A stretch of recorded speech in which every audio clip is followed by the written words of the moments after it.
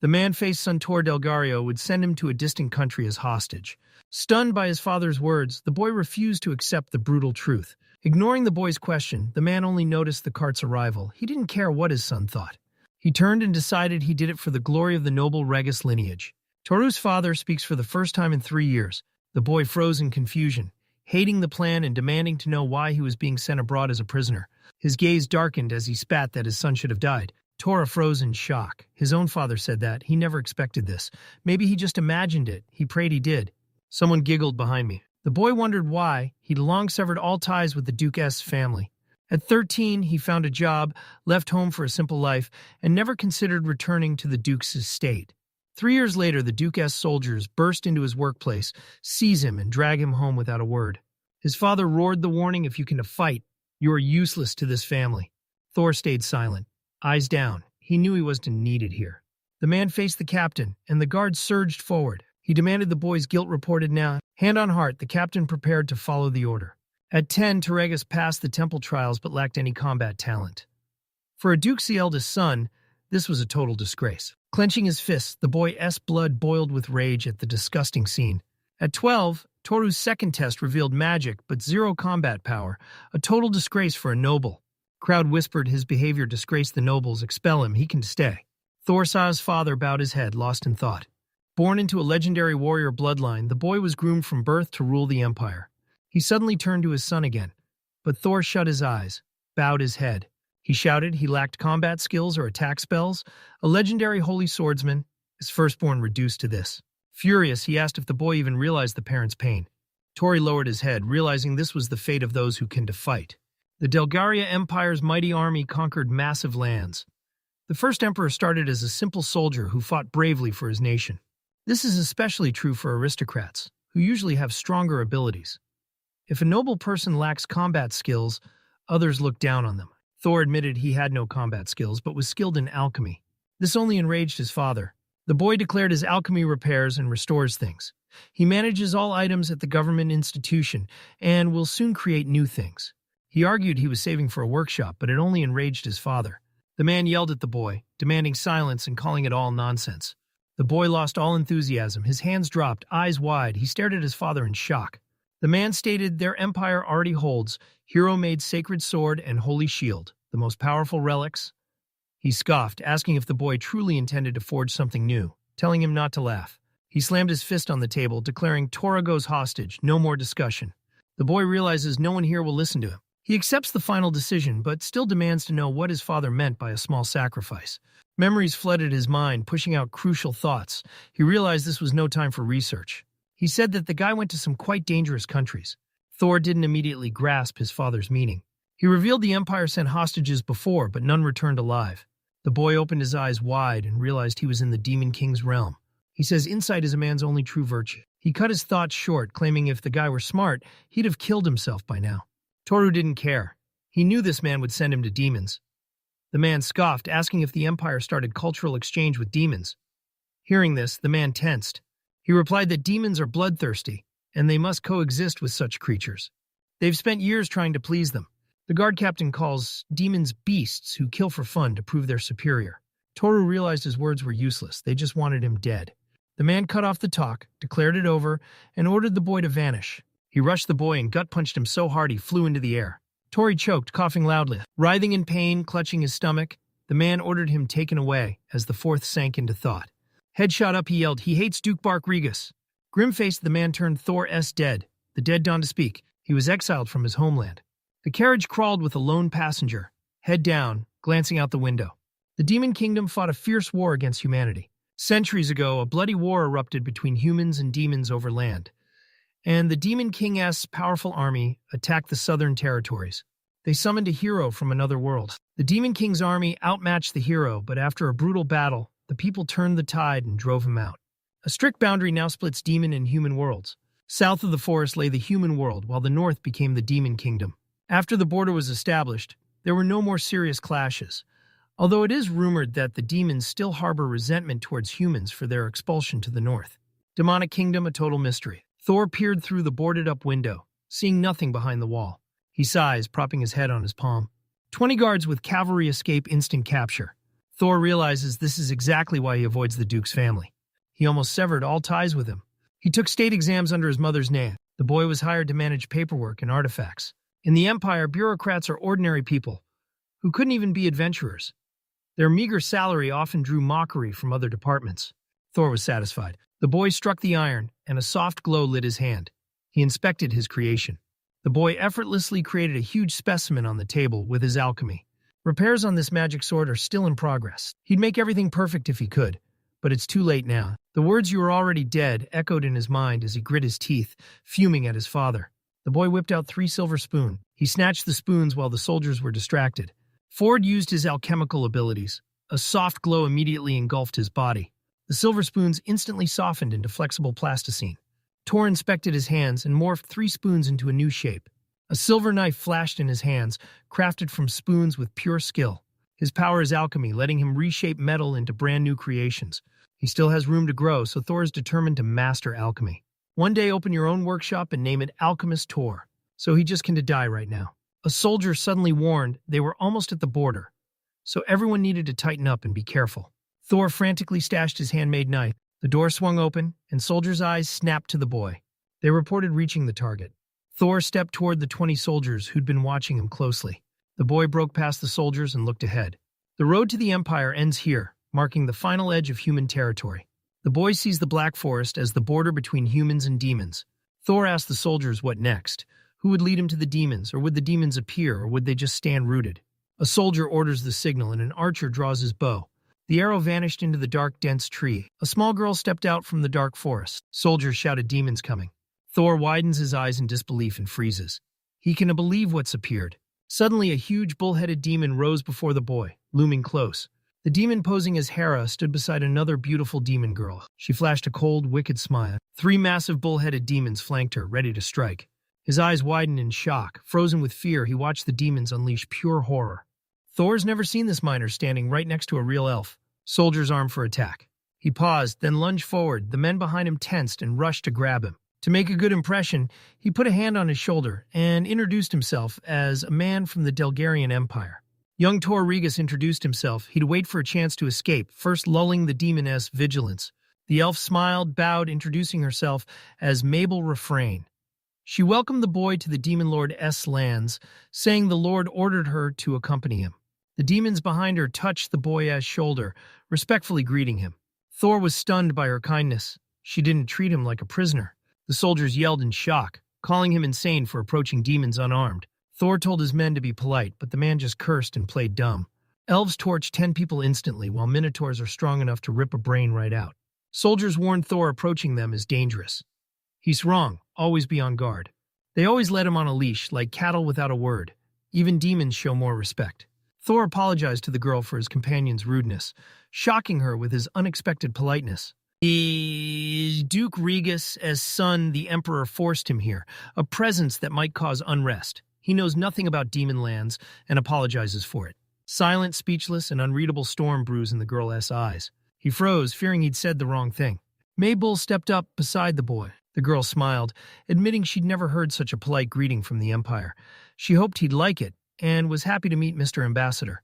Thor smiled, pleased to meet them. He postponed his escape to scout the situation. The soldier behind demanded signatures for the messenger's transfer. Thor was shocked no one had ever dared call him a victim. He handed her the documents to sign. Mabel beamed, announcing the message delivered. She warned the way back through the forest could be a real challenge. They brought in those who could bear the soldier's weight. When warriors saw the Minotaur so close, their tension peaked. The soldiers suddenly fled, loudly shouting that the peace agreement had been violated. They yelled to escape immediately, while Tor glared at these fearless heroes. He turned, sighing heavily at the confusion. Mabel suddenly faces the messenger, demanding his gaze. He wasn't scared. She'd never met a man brave enough to stare down demons without flinching. Thor bowed, muttering it wasn't bravery.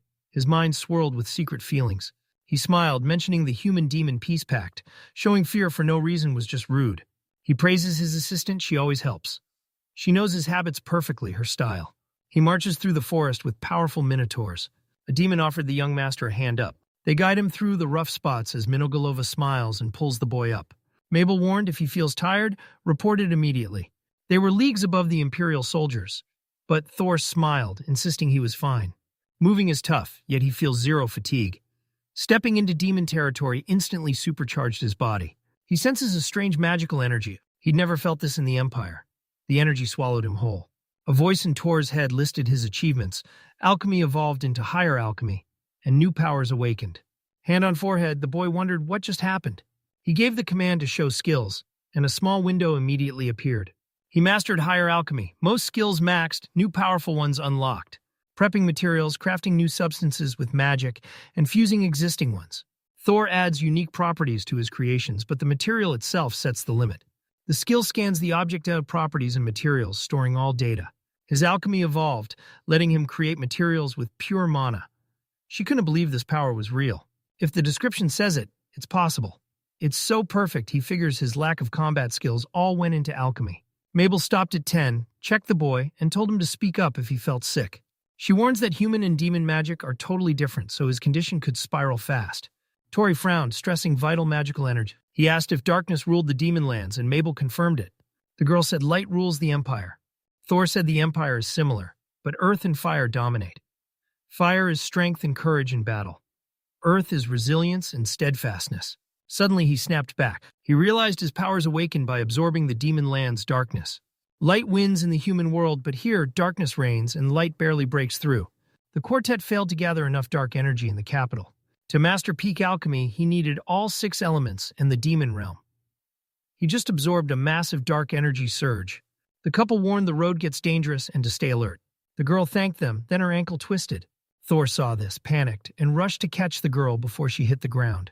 Her pendant snaps off and she freezes in pure horror. She can lose her most precious treasure. The medallion hit the ground. The girl stared in terror.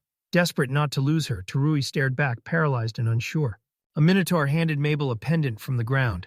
Smiling, she figured it just snagged on a branch. She lifted the pendant, saying it was fine since it was old. But the minotaur still apologized for being careless. She clutched the pendant, relieved she hadn't lost it. Mabel smiled, telling the boys she was fine while staring at her pendant. Thor saw the girl as sadness. He offered to fix it, his years of experience making it an easy try. His unexpected proposal stunned the girl. She asked if he truly was a master. The Empire never considered him an alchemist. He only fixed things with his skills. He lacked a chemical workshop, so he couldn't take orders. Thor halted in the clouds, refusing and claiming his alchemist title. This was his lifelong dream, now within reach. Alchemist Tor Regus introduced himself, then asked Mabel for something to fix her chain. The Minotaur now partners the girl. He stared at the guy, shocked. The girl questioned entrusting this to an ordinary guest. She hesitated but trusted him. Mabel handed him her mother's heirloom pendant, explaining that restoring its former glory would make her mother happy. Toru clenched the pendant, vowing to do whatever it takes. You sat on a stone to fix it. Opening his eyes, he unleashes his new power, ultimate alchemy. He used his new power to scan the field. The boy noticed that this amulet was special. It was blessed by the spirits of water and made from real magical water stone. The chain snapped from wear, parts vanished, links missing. He just needed to infuse water and activate the skill. Every metal is born from earth, and with the right materials, the hero crafts it using magic. Pour from a jar, then stir. Once repaired, the livestock chain looks factory fresh. Wide-eyed, the Minotaur asked Mr. Smabel if this was possible, neither understanding how it happened. The girl was impressed by his ability to create metal from thin air. The miners are speechless, and even the boy is stunned. He had no clue Mana could create something from nothing. He wondered if this was ultimate alchemy. He hands Mabel the fixed pendant, warns it might have flaws for a first try, and asks to check it later. She grabbed her item, stunned by his power, and left totally speechless. Annoyed by the silence, Thor cautiously called her name to get her attention. Mabel first called him Mr. Messenger, then just used his name. She clutched the pendant, thanked him with a bright smile, and cheered that her mother's gift looked brand new. Thor noted the new chain he'd just fixed the broken link, then waved off thanks. Mabel figured he was a famous alchemist. The Minotaur thanked him for fixing everything so easily, a feat even dwarves couldn't pull off. They knew an extraordinarily unusual person arrived, but he couldn't say who he was.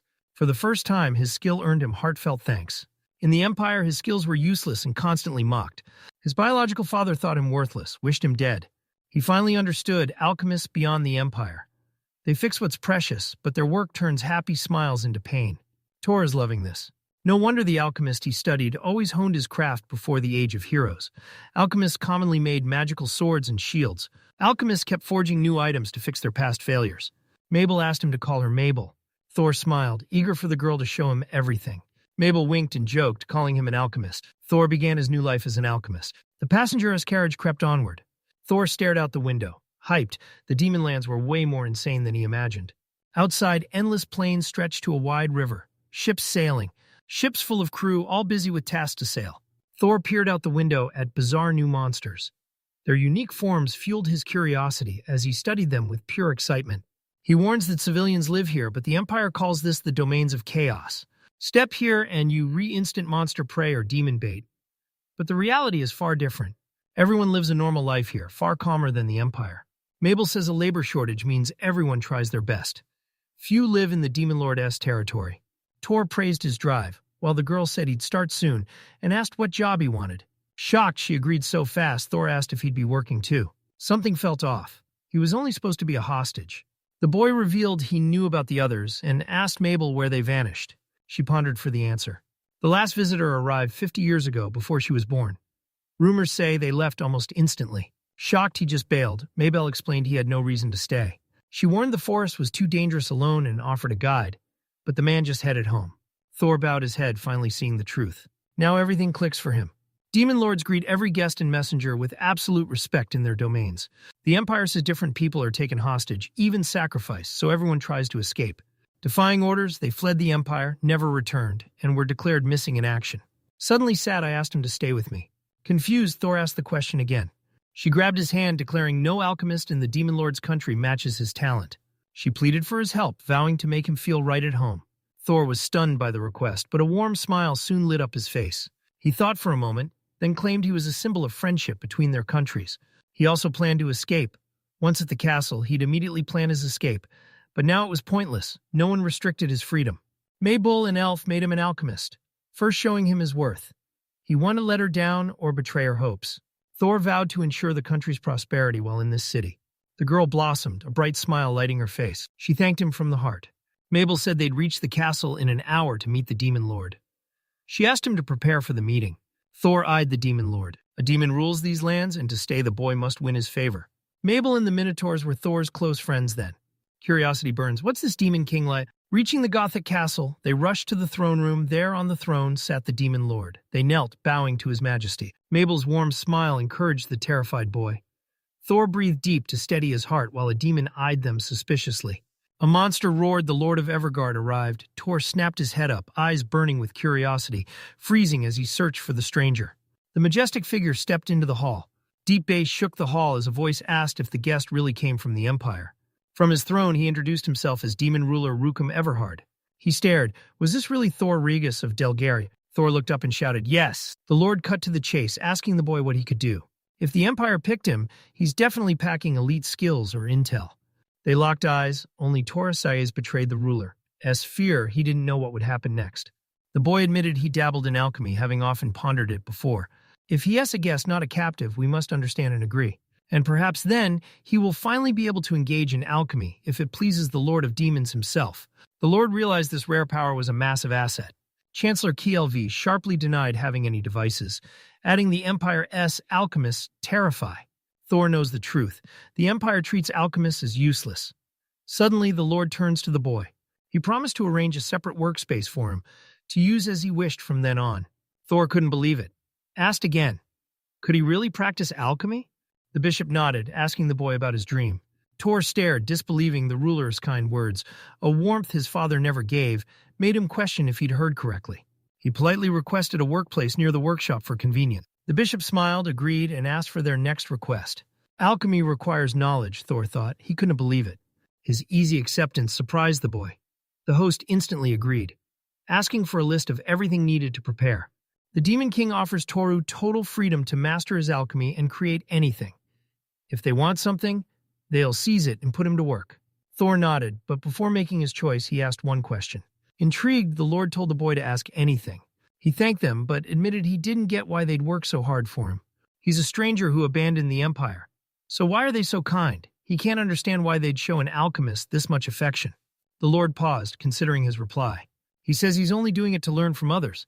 Those words stunned Thor. Master began long ago. Humans defeated July demons, thanks to their deep knowledge. During the battle, summoned heroes from other worlds sided with humans. Maybe the boy already knows this. Centuries ago, fierce human-demon wars raged. To crush the demons, people summoned otherworldly heroes with insane powers to save humanity. They aimed to be the strongest, so they eagerly duel demons to level up. This thirst for power consumed the people, forging their hunger for strength into the Empire's heroic legacy. Heroes crushed the demon lord, banished his minions north, and shaped the world we know today. Mission over, the heroes return home. No one calls them to fight anymore. Their belongings and acquired knowledge survive. Tor reveals this was 200 years ago. The Lord says humans always crush demons. They need to learn that lesson, which is why they're studying us. He revealed demons no longer fight humans, but they still need to learn from humanity. He covered his face, lamenting their heavy losses. Their sacrifice couldn't be in vain. More like a demon lord's rules. The Lord reveals this is why they invite Empire guests. To rival the Empire, they need Thor's help. The boy realized the demon lord was the king, who finally praised Thor's alchemy. He was fired up. Now he could create anything without limits. He's forced to risk it. His highest alchemy creates wonders, which he'll demonstrate as thanks for their warm welcome. The Lord was forced to agree. Kelvy interrupted the gentleman, noting the boy was tired after his long journey. The host agreed, understanding the butler was right. The Lord tells Thor to rest after the long journey, and Thor bows in thanks. With that, their conversation with the audience ended. The monsters watched as their master rose, majestic and menacing. Suddenly he announced it. From his throne, the Lord declared why demons gathered their new guest, mighty Thor Regus. 3 leaders faced him, the Minotaur commander, the Lizard strike team head, and the magical elvish squad leader. The Lord warns them one last time touching or harming the Torah is strictly forbidden. All demons knelt, ready to obey the command. The king pressed on, demanding they uphold their people's dignity. He ordered respect for Torregas, urging everyone to listen closely and learn everything possible. The elven leader bowed low, hiding his eyes as he apologized for doubting his master. Hand on chest, he smiled warmly and promised the boy safety, then asked what the capital S guest knew. The lizard commander saw through his plan and shut him down, warning him not to dare try it. The leader watched events unfold, clueless why or what's next. He stood bewildered until the elf smirked. He suggested flexing the demon lord's power and the Ifrit army to show him true terror. The world still couldn't answer this. Pure terror gripped the elf as his eyes widened. The Lord again ordered a show of demon power to flex their full strength for the imperial guest, calling it a perfect plan. The elf shone, believing him. She rejoiced, proclaiming joy as the Lord approved. Master stared sternly, ready to kill, then interrupted, coldly saying everything was fine, but just... He stood up, shouting that the man despised the Empire. The elf forgot their country, only thrived because their ancestors feared humans. The Lord warned they're outnumbered and outgunned, telling them to watch the Empire closely. The Lord's voice boomed, asking the elf why. Though it knew much, it still sought answers. What else from the Empire? Panicked, the man bowed to the floor and loudly apologized. The Lord spoke to Torregas, hand raised. Their guest alchemist is serving the nation, letting them and Kelv sell his goods to master the Empire's culture. Kelv closed his eyes. Everyone in our country heard the order. No worries, he warned them to stay alert. Thor is still from the Empire. The Lord agreed to Kelv's wish and turned to Mabel. He ordered her to guard and assist Thor Regus. She bowed, happily agreeing. Kelvis demanded, did Thor fix her pendant? She smiled, looked at her necklace, and nodded. The Lord silently watches. He asked if her pendant was magical silver. Mabel agreed His Highness was right. The man gasped. Tariga fixed it with no materials. The girl confirmed it happened exactly like that and added she saw it herself. Kelf says the only way to know the truth is to watch his actions. He touched her pendant and activated the ID skill. The boy closed his eyes, lost in thought. His eyes shot open. Something unexpected terrified him. He suddenly spoke, terrifying the girl who never expected to be noticed. He explained the medallion belonged to Mabel's mother. Mabel confirmed it was a family heirloom, passed down generations, but its power was completely gone. Yelv explained the problem arose because the Clone S stone broke, but Thor fixed it. The girl gasped, utterly blindsided. Even nearby, demons froze, disbelieving.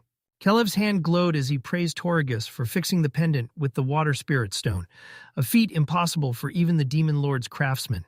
Mabel's eyes widened in shock, unable to believe his impossible words. The boy confirmed it was all true, reaching 2 conclusions. Alchemists here instantly repair magic items. Blink, they re-good as new. The Empire has plenty of alchemists, easily deploying them to other nations. Jaw clenched, the ruler declared it simple. Her empire would bring happiness wherever it was missing. Kelv thinks the Empire's actions are just a power play. If they had more Thor-level alchemists, demons couldn't resist. Shocked officials realized no one could stop this power. Kelv sat in deep thought. He wondered if the Empire was truly foolish to miss Thor's talents. The master cut him off. insisting the Empire knew their powers. Calv apologized for his mistake. He confirmed they'd always watched the guy. The gentleman fully trusted him. He sternly ordered a room and a workshop for Thor. Mabel walked the hall, lost in thought. She overstayed the meeting, worrying Tora might be uncomfortable alone in the new house. She enters, apologizes for being late, and introduces the team he'll be living with. Thor smiled, clutching a vase and thanking the girl for her kindness. Tim's face gave him away, so I asked what he wanted. Grinning wider, the boy declared he wanted to see and touch everything himself. The boy excitedly pointed at everything, declaring he was curious who created it all and wanted to understand it. Mabel realized she worried for nothing. She told Dora they'd talk later and showed him his new room. Suddenly, an unfamiliar person appeared. The couple turned, hearing footsteps. Lizards burst in on His Highness's orders, dragging a couple inside as Mabel froze. Lizards lack weapons, but their claws can shred Thor. The girl knows that despite their fear, this is a mistake. The boy walked up, smiling, thanking the demons for guiding them. She looked at him, realizing her worry was needless. The terrifying truth hit Tora. He turned and admitted he knew nothing. Mabel instantly asked what happened. Thor had never seen these monsters before, and he was genuinely surprised. She was stunned nobody had ever correctly named a lizard before. They were called bipedal lizards or disgusting reptiles, but she says their strength and armor make them look strange. Thor disagreed, explaining that fabric clings to lizard scales, making changing clothes a nightmare. Mabel was stunned. The boy asked alchemist duty, create their most comfortable clothing. The girl and lizards were stunned by his determination. Mipple approached him, asking if he really thought that way. For smiled, saying he, of course, thought about it. He smiled broadly, admitting he wants to learn about different races. Mabel was stunned by the boy's pure drive to help everyone he met. In the Demon Lord's lands, diverse inhabitants from demons to humans face daily struggles. Thor clenched his fist, vowing to solve problems, gain experience, hone skills, and one day create something world-changing. The girl's eyes widened. She'd never seen someone so selfless. Thor thanked the Lord for the boy's alchemy job, ready to explore and show his gratitude. Mabel saw the fire in his eyes and knew he meant every word. It is enough to just look into his shining eyes to understand everything.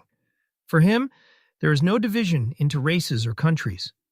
He is genuinely fascinated by alchemy and truly strives to help others. She finally sees how incredible Thor really is. She agreed, seeing no way to stop him.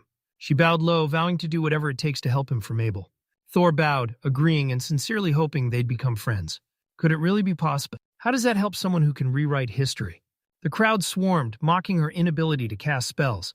Someone yelled, "It's her human blood," asking if she's even a real elf. Young Mabel lowered her eyes, enduring the insults raining down on her. They screamed louder, chasing her out and calling her worthless. Mabel begged them to stop, pleading to stay. The girl jumped out of bed, pleading not to be touched or driven away. Mabel gasps awake, realizing it was just a dream, a memory that one to let go.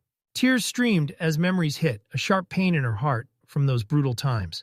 She wonders if she'll survive this trial. The memories still sting, but the pain is finally fading. Rising from bed, she noticed something off and ran her hands over her legs.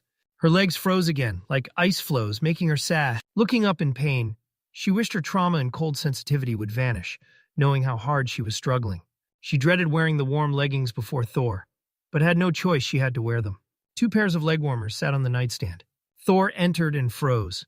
A massive treasure of jewels and colorful chests lay before him, fueling his excitement.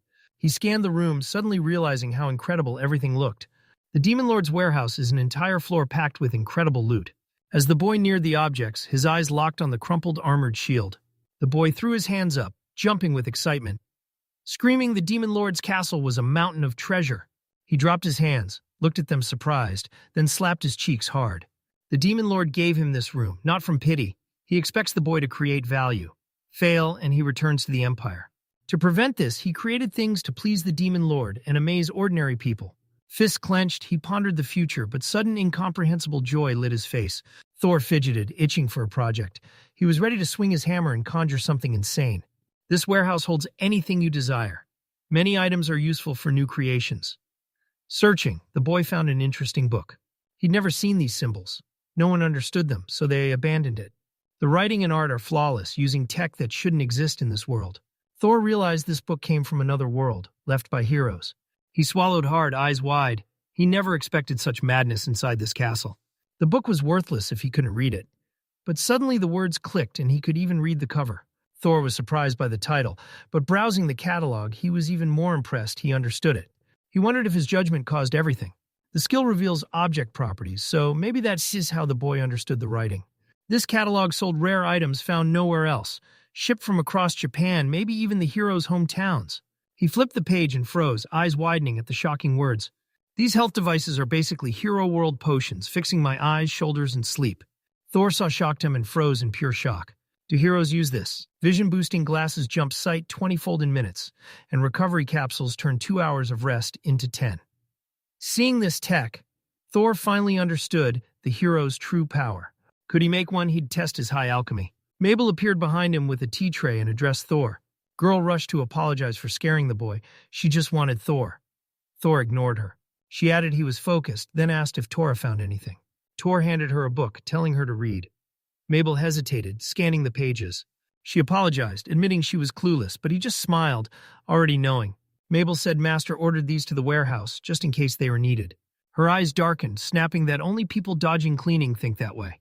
Mabel smiled, dismissing her thoughts. She offered him tea. Tor accepted. His eyes locked onto her fluffy legging. She caught him staring, lifted her leg, and asked if he was curious. She thinks she's just sensitive to cold, but the doctor blames her disrupted magic flow. Stunned he'd never heard of the magical current, Thor questioned the girl again. Elves are famed for magic, but she can cast spells. Her magic flow is broken. The elves suddenly kicked her out. She bragged about her cooking and cleaning, so the master took her in. Thor dabbed his face, pitying the girl. She'd said too much, leaving her terrified and ashamed. She stepped closer, no longer caring about her lack of magic. She was glad her grandma was just an ordinary person. Thor asked Mabel if that was why she met him. The girl happily replied she's curious about people's true nature. She's glad Thor was her first friend here, and even prouder her grandmother belonged to such incredible people. He checked the catalog one last time and called it a night. The Demon Land is impressive, once welcoming foreigners with zero issues. Mabel landed a castle job. She became their cheerful highlight for broadcasts. He grinned at a happy memory. He asked the girl to help the boy with alchemy. Darkness falls. A faint moon barely pierces the gloom. Before bed, Thor promises himself, tomorrow he will create with maximum effort. The book detailed a blood-boosting device, a small box that restores energy. Footbath is named for the device's description and operation. Warm water and vibrations heat his legs, killing the chill and boosting his blood flow. Thor pondered, convinced true heroes act this way. He realized he needed the magical fire and windstones. Scrap these old shields for material. His fire shield absorbed hits and blasted flames, but now the magic core is completely busted. Wind shield deflects arrows with strong air, but its magic mechanism failed. Thor's hand pulsed with magic. The boy wondered if his ability could soften defenses, disabling the mechanisms. He touched his shields, unleashing a potent alchemical ability. Activation. Shield melted in his hands, transforming into a soft mass from which Thor effortlessly pulled a small mechanism. He used the shield's base to build the machine's frame. Mabel burst in, shouted to the boy. Thrilled, she found a beautiful bowl. The girl stared as her shield went soft, useless for defense. She yelled, "What happened?" He smiled, crediting his alchemy, then thanked her for the cup. Mabel touched the shield, turning it soft. She loved their power. Now that Tora has everything, he starts crafting an item from another world. He used high alchemy, popped a hero strength item, took a foot bath, and created... Judging by the image, the boy gets to work prepping his material. He pictures magic streaming from the stones and dissolving into the water. He can replicate the hero-esque gear exactly, but the stone-esque magic lets him forge a close match. Powerful warm water warms legs, boosts circulation, hits pressure points, activating body energy and strengthening health. Windstone brings flow, firestone warms water. System confirms the image, create item. Item created. A mini foot bath appears, warming feet and boosting circulation. Or smirked, finally getting exactly what he wanted. He built it himself, so he checks the stats to see if the bath actually works. The stats confirmed it. Windstones create bubbles and streams, while firestones heat the water. These consumables last 25 years before needing a swap. Sparkling-eyed boy ran to Mabel, proudly declaring his foot bath would cure her cold sensitivity, surprising her. Thor grinned. It was ready. Mabel was stunned. It hadn't even been 10 minutes. She asked if all alchemists were this insane. Always a burden to the Regas family, he knew the alchemy workshop was never meant for him. The boy told the girl he'd never met other alchemists, besides his father. Thor remembered his father's warning, don't get cocky, because others are just as strong. The boy figured many could do this. Mabel was shocked by the number. Empire alchemists. Incredible power spun her head. She couldn't believe the Empire's truth. Toru claimed he just copied the hero world, but she was stunned he built it in under 10 minutes. Tori said nothing, took the jar, handed it to the girl, saying he prepared it just for her. Mabel's eyes widened. She asked again, Could she receive something from the world of heroes? The boy eagerly agreed to teach her and asked her to show him their bathhouse. The girl shyly promised to show him everything immediately. Approaching the water, Thor excitedly announced he'd explain the new footbath. Kelv looked stern as he ordered the boy to get it done. Confused, the boy questioned the Chancellor's presence. The demon revealed his curiosity for the boy's creation. Thor brushed the thought aside. He built this for everyone, so a few extra eyes wouldn't matter. The boy explained the bathtub first, fill the tank, which he managed easily. Wait for the water to absorb the firestone's power.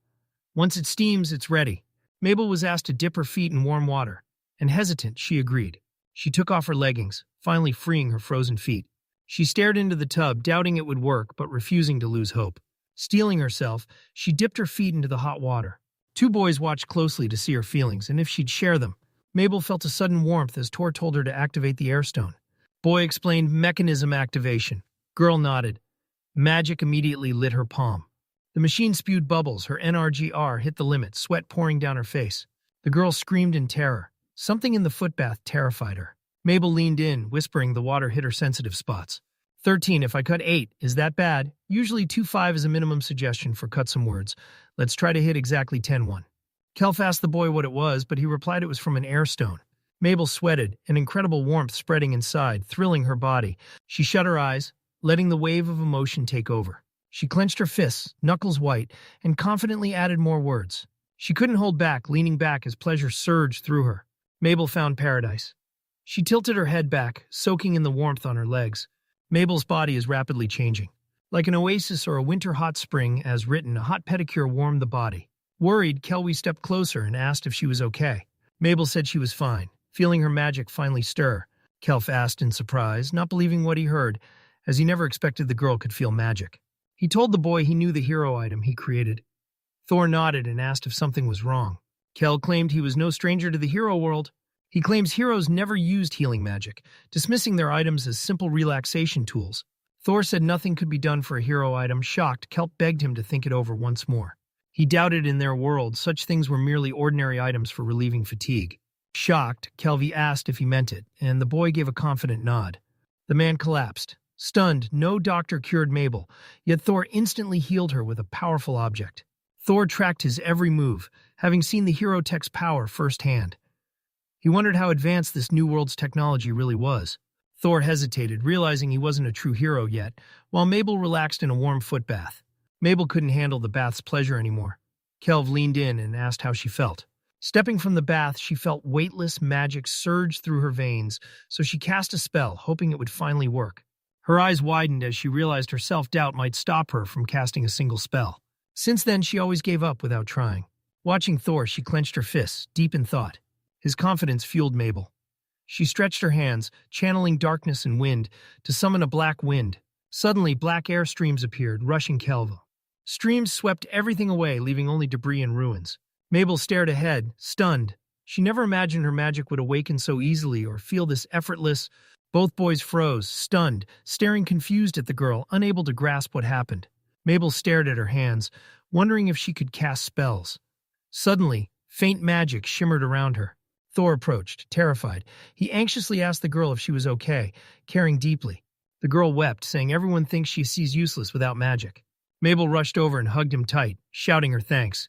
Tears streamed down, but she was the happiest girl alive.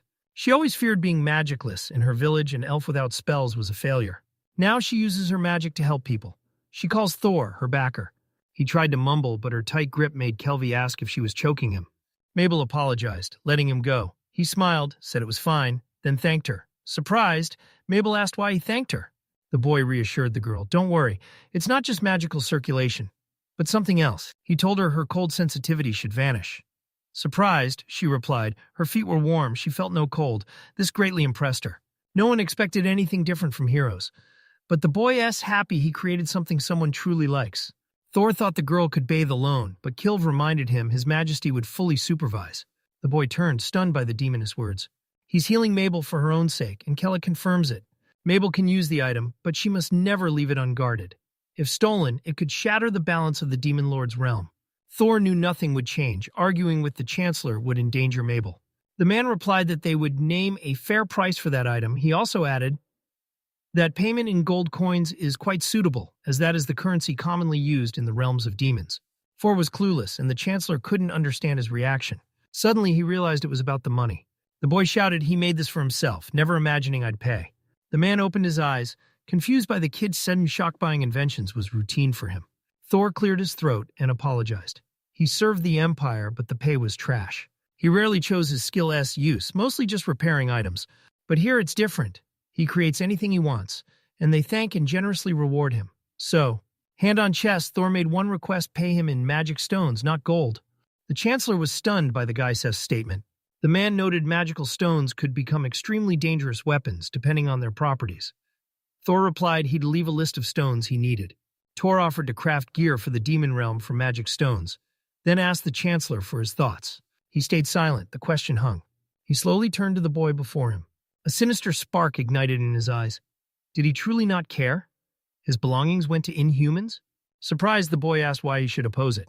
Inventions are worthless if nobody uses them. He wants everyone to test his gear and give feedback so he can perfect his work. Determined, he vowed to surpass the world's most advanced hero tech. Mabel sighed, happy for the guy. After a long silence, the man finally agreed to speak with the Lord. A loud exclamation rocked the huge throne room, bewildering everyone. The Lord roared, demanding to know if Thor Regis's magic could actually cure Mabel. Kelvbud nodded, confirming he'd seen it all with his own eyes. On his throne, the demon lord couldn't believe his ears. Demon doctors failed to heal her, but the alchemist healed her in under a day. Kelv replied the device says 2 magic stones combine 2 types of magic. The Lord ground his teeth at the invention's name, repeating, "If I am right, flint heats water, air bubbles pass through everything." Keld confirmed his suspicions: the 2 elements mix in water. He yelled, "Nonsense, impossible." He couldn't believe his ears. Kelvy's certain. As a water master, mastering magic through water will be Mabel C's toughest challenge. Air spread fire's warmth through the body, eliminating cold and boosting magic energy. The Lord realized Thor could think everything through, frightening all the demons. Kelv says he's one of the 5 best alchemists in the Empire. The Lord noticed he was simply repeating what already exists in the world of heroes. The boy agreed, but noted that no legend mentions an invention capable of curing this. The heroes used restoration and enhancement magic to reach their goals. Kelv hid behind a column, terrified of his master. He added that there is currently no information about an object capable of perfectly regulating the circulation of magic, especially if it externally resembles an ordinary vessel with water and bubbles. The bishop agreed, admitting he was completely lost. He brushed his thoughts aside and ordered the invention handed to Mabel. Kelwy questioned the master's decision, but the Lord insisted he valued Mabel as a subordinate and saw no reason for special treatment. The boy noticed the girl and Thor getting close. He realized her opening up like this was totally out of character.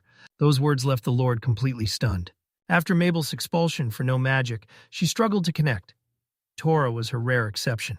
The bishop silently absorbs the explanation. The boy continued, "I have one guess about this." He asked why Mabel didn't marry him like she wanted. If she had, he'd have a reason to stay in the demon lands. While the king remained silent, Kelv continued, "If other options fail, offer her a political marriage." The master roared that this would never happen. Kelvlos tensed, fearing his master's reaction. He'd been too aggressive. The master loudly insisted Mabel was his favorite. He knew her since she was little, despite living in the human world, but demons never listen to humans. Kilv tried to calm the furious man, but he only snapped, "It's too late." He rose from his throne, looking lethal. He shouted he was going to see what the alchemist Tor Regis was all about.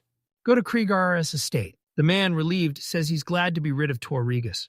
Pouring a drink, the steward nodded. Certain demons had already torn the boy apart. He grabbed the glass, smiling quietly. Raising his glass with a smirk, he says, "This end suits Thor best." A soldier burst in, demanding the butler return the sword left for repairs. The butler gasped, never expecting the order. Soldier reminded the ancient hero's sword needed repair for his lightness. The steward remembered his own repair request and promised to check. The city buzzed with one question: can this really not be fixed? The man drew his sword, confirming his words, and explained that he had already sent it to the Alchemists Association, but they had refused it. The steward waved paper at the man across the counter, claiming work was 80 complete. The man hesitated. The steward was stunned to find their employee actually repairing the sword. The clerk explains their budget shrinks every year, so they handle every order themselves. The steward sighed with relief and asked to call this employee. He smirked, revealing the employee was already fired. The stunned butler asked how someone like that could even be let go. The man behind the counter waved his arms frantically, insisting no dismissal talk. Dvoretsky brushed him off, curiously asking who he was. This man is the legendary Thor Cannon. That was his mother's name. But back at the Count's estate, he's now Regus, their most valuable asset. Thor reviewed every order, using alchemy to fix them and leaving the butler stunned. The clerk apologized, explaining the Duke personally requested it. Ordered silent, they hid Tor Regus's name and location to prevent rumors, keeping no records. The steward clenched his jaw, anger and the complicated situation in his gaze. The counterman, surprised, asked, "If you're home, why didn't the Duke ask for help?" The butler loudly replied he couldn't instruct nobility. He shouted the sword would be fixed at the alchemist's best workshop, warning the counterman not to mention him or ever utter Regus' name again. Next day, the workshop erupted when someone screamed they still couldn't fix it. The man placed the sword, apologizing it wasn't their specialty. But the butler grew angrier. Largest workshop in the city, and you can fix a simple sword. Mitsuya warns that fixing the magic sword is a nightmare. He spotted the cracks, but a normal blacksmith couldn't fix this magical weapon. He explained metal repair needs fire and earth, and the butler nodded uncertainly. Master explains alchemy is vital for prepping metal. But the butler asks if he knows all this. Why doesn't he fix it himself? The clerk reveals no such alchemists exist in the Empire, stunning the butler. The master remembers the age of heroes, but alchemists lost their glory and their numbers dwindled. He warned his friends that if they quit, their craft's secrets would be lost forever. He froze. If everything was nearly fixed, why didn't they just ask him to finish? The steward froze in confusion, leaving the question unanswered. The master noted a true master's repair would split the blade. Yet he sees no breaks. The cracks are so skillfully filled they blend with the base metal. The man leaned in, demanding to meet the sword's master and learn his craft. But the butler merely frowned indignantly. He can introduce him to the master. He has already vanished into the demon lord's domain. The steward irritably ordered it fixed. It's just a sword, make it new. Master questioned if redoing everything was needed, but was told no. The man tried to save the sword, explaining wrong materials would weaken its strength. The steward slammed the table. He snapped that the sword was just a decoration and asked if he really dared to refuse the Duke. The man sighed heavily. He took the job but insisted the contract only cover the sword's appearance, not repairs. The steward asked if he needed to sign. The master smiled, replying this was just to absolve himself of responsibility for the repair's quality. The steward nodded. The demon lord's castle. Mabel offered a spoonful and told Thor to open wide. Surprised by the attention, the boy blushed. He fixed her pendant and restored her magic. So now she's desperate to repay him. Thor took food from her hands. His cheeks flushed, but he calmly ate Mabel's food. He looked at her seriously, asking if the Lord could give him a different room. Mabel says it's possible, but they'll have to wait. Every room is full. The demon lord likely built his workshop here. But this warehouse is packed with loot, alchemy, fire, and chemicals risk destroying those rare books from another world. The hero decided a separate workshop room was more convenient. Thor smirked and asked for a castle tour. Delaying the room talk, Mabel jumped up, thrilled to agree. She bowed, vowing to die for his every wish, but he tensed and told her to stop being so extreme. Thor's plate was already empty. Mabel grabbed the plate, started cleaning, and promised tea. She ran, humming a soft melody. Thor looked down, his mind on his workshop. He dreamed of a tool that builds a workshop anywhere. He flipped the book open to the vault chapter. Thor remembered heroes can stash gear in secret dimensions, but the name escaped him. This place stores unlimited items, letting you retrieve and organize them instantly. Imagine 99 potions. For realized he'd found the hero's lost technology. Building this chest will reveal the hero's skill, and he already knows exactly what to test. Diving through the pages, he hopes to find the answers he needs. It seems you have completed his task and quickly reviewed the text. Outside small, inside limitless space. Stash anything. Sort instantly, retrieve with a thought. It's the White Rabbit, magical pantry. Thor surprisingly found what he sought, an ability identical to the heroic skill compact storage. A 2x3x4 metal box with a sliding door, but he hated only seeing the outside. He flipped the page to uncover the wardrobe's secrets. He found a note.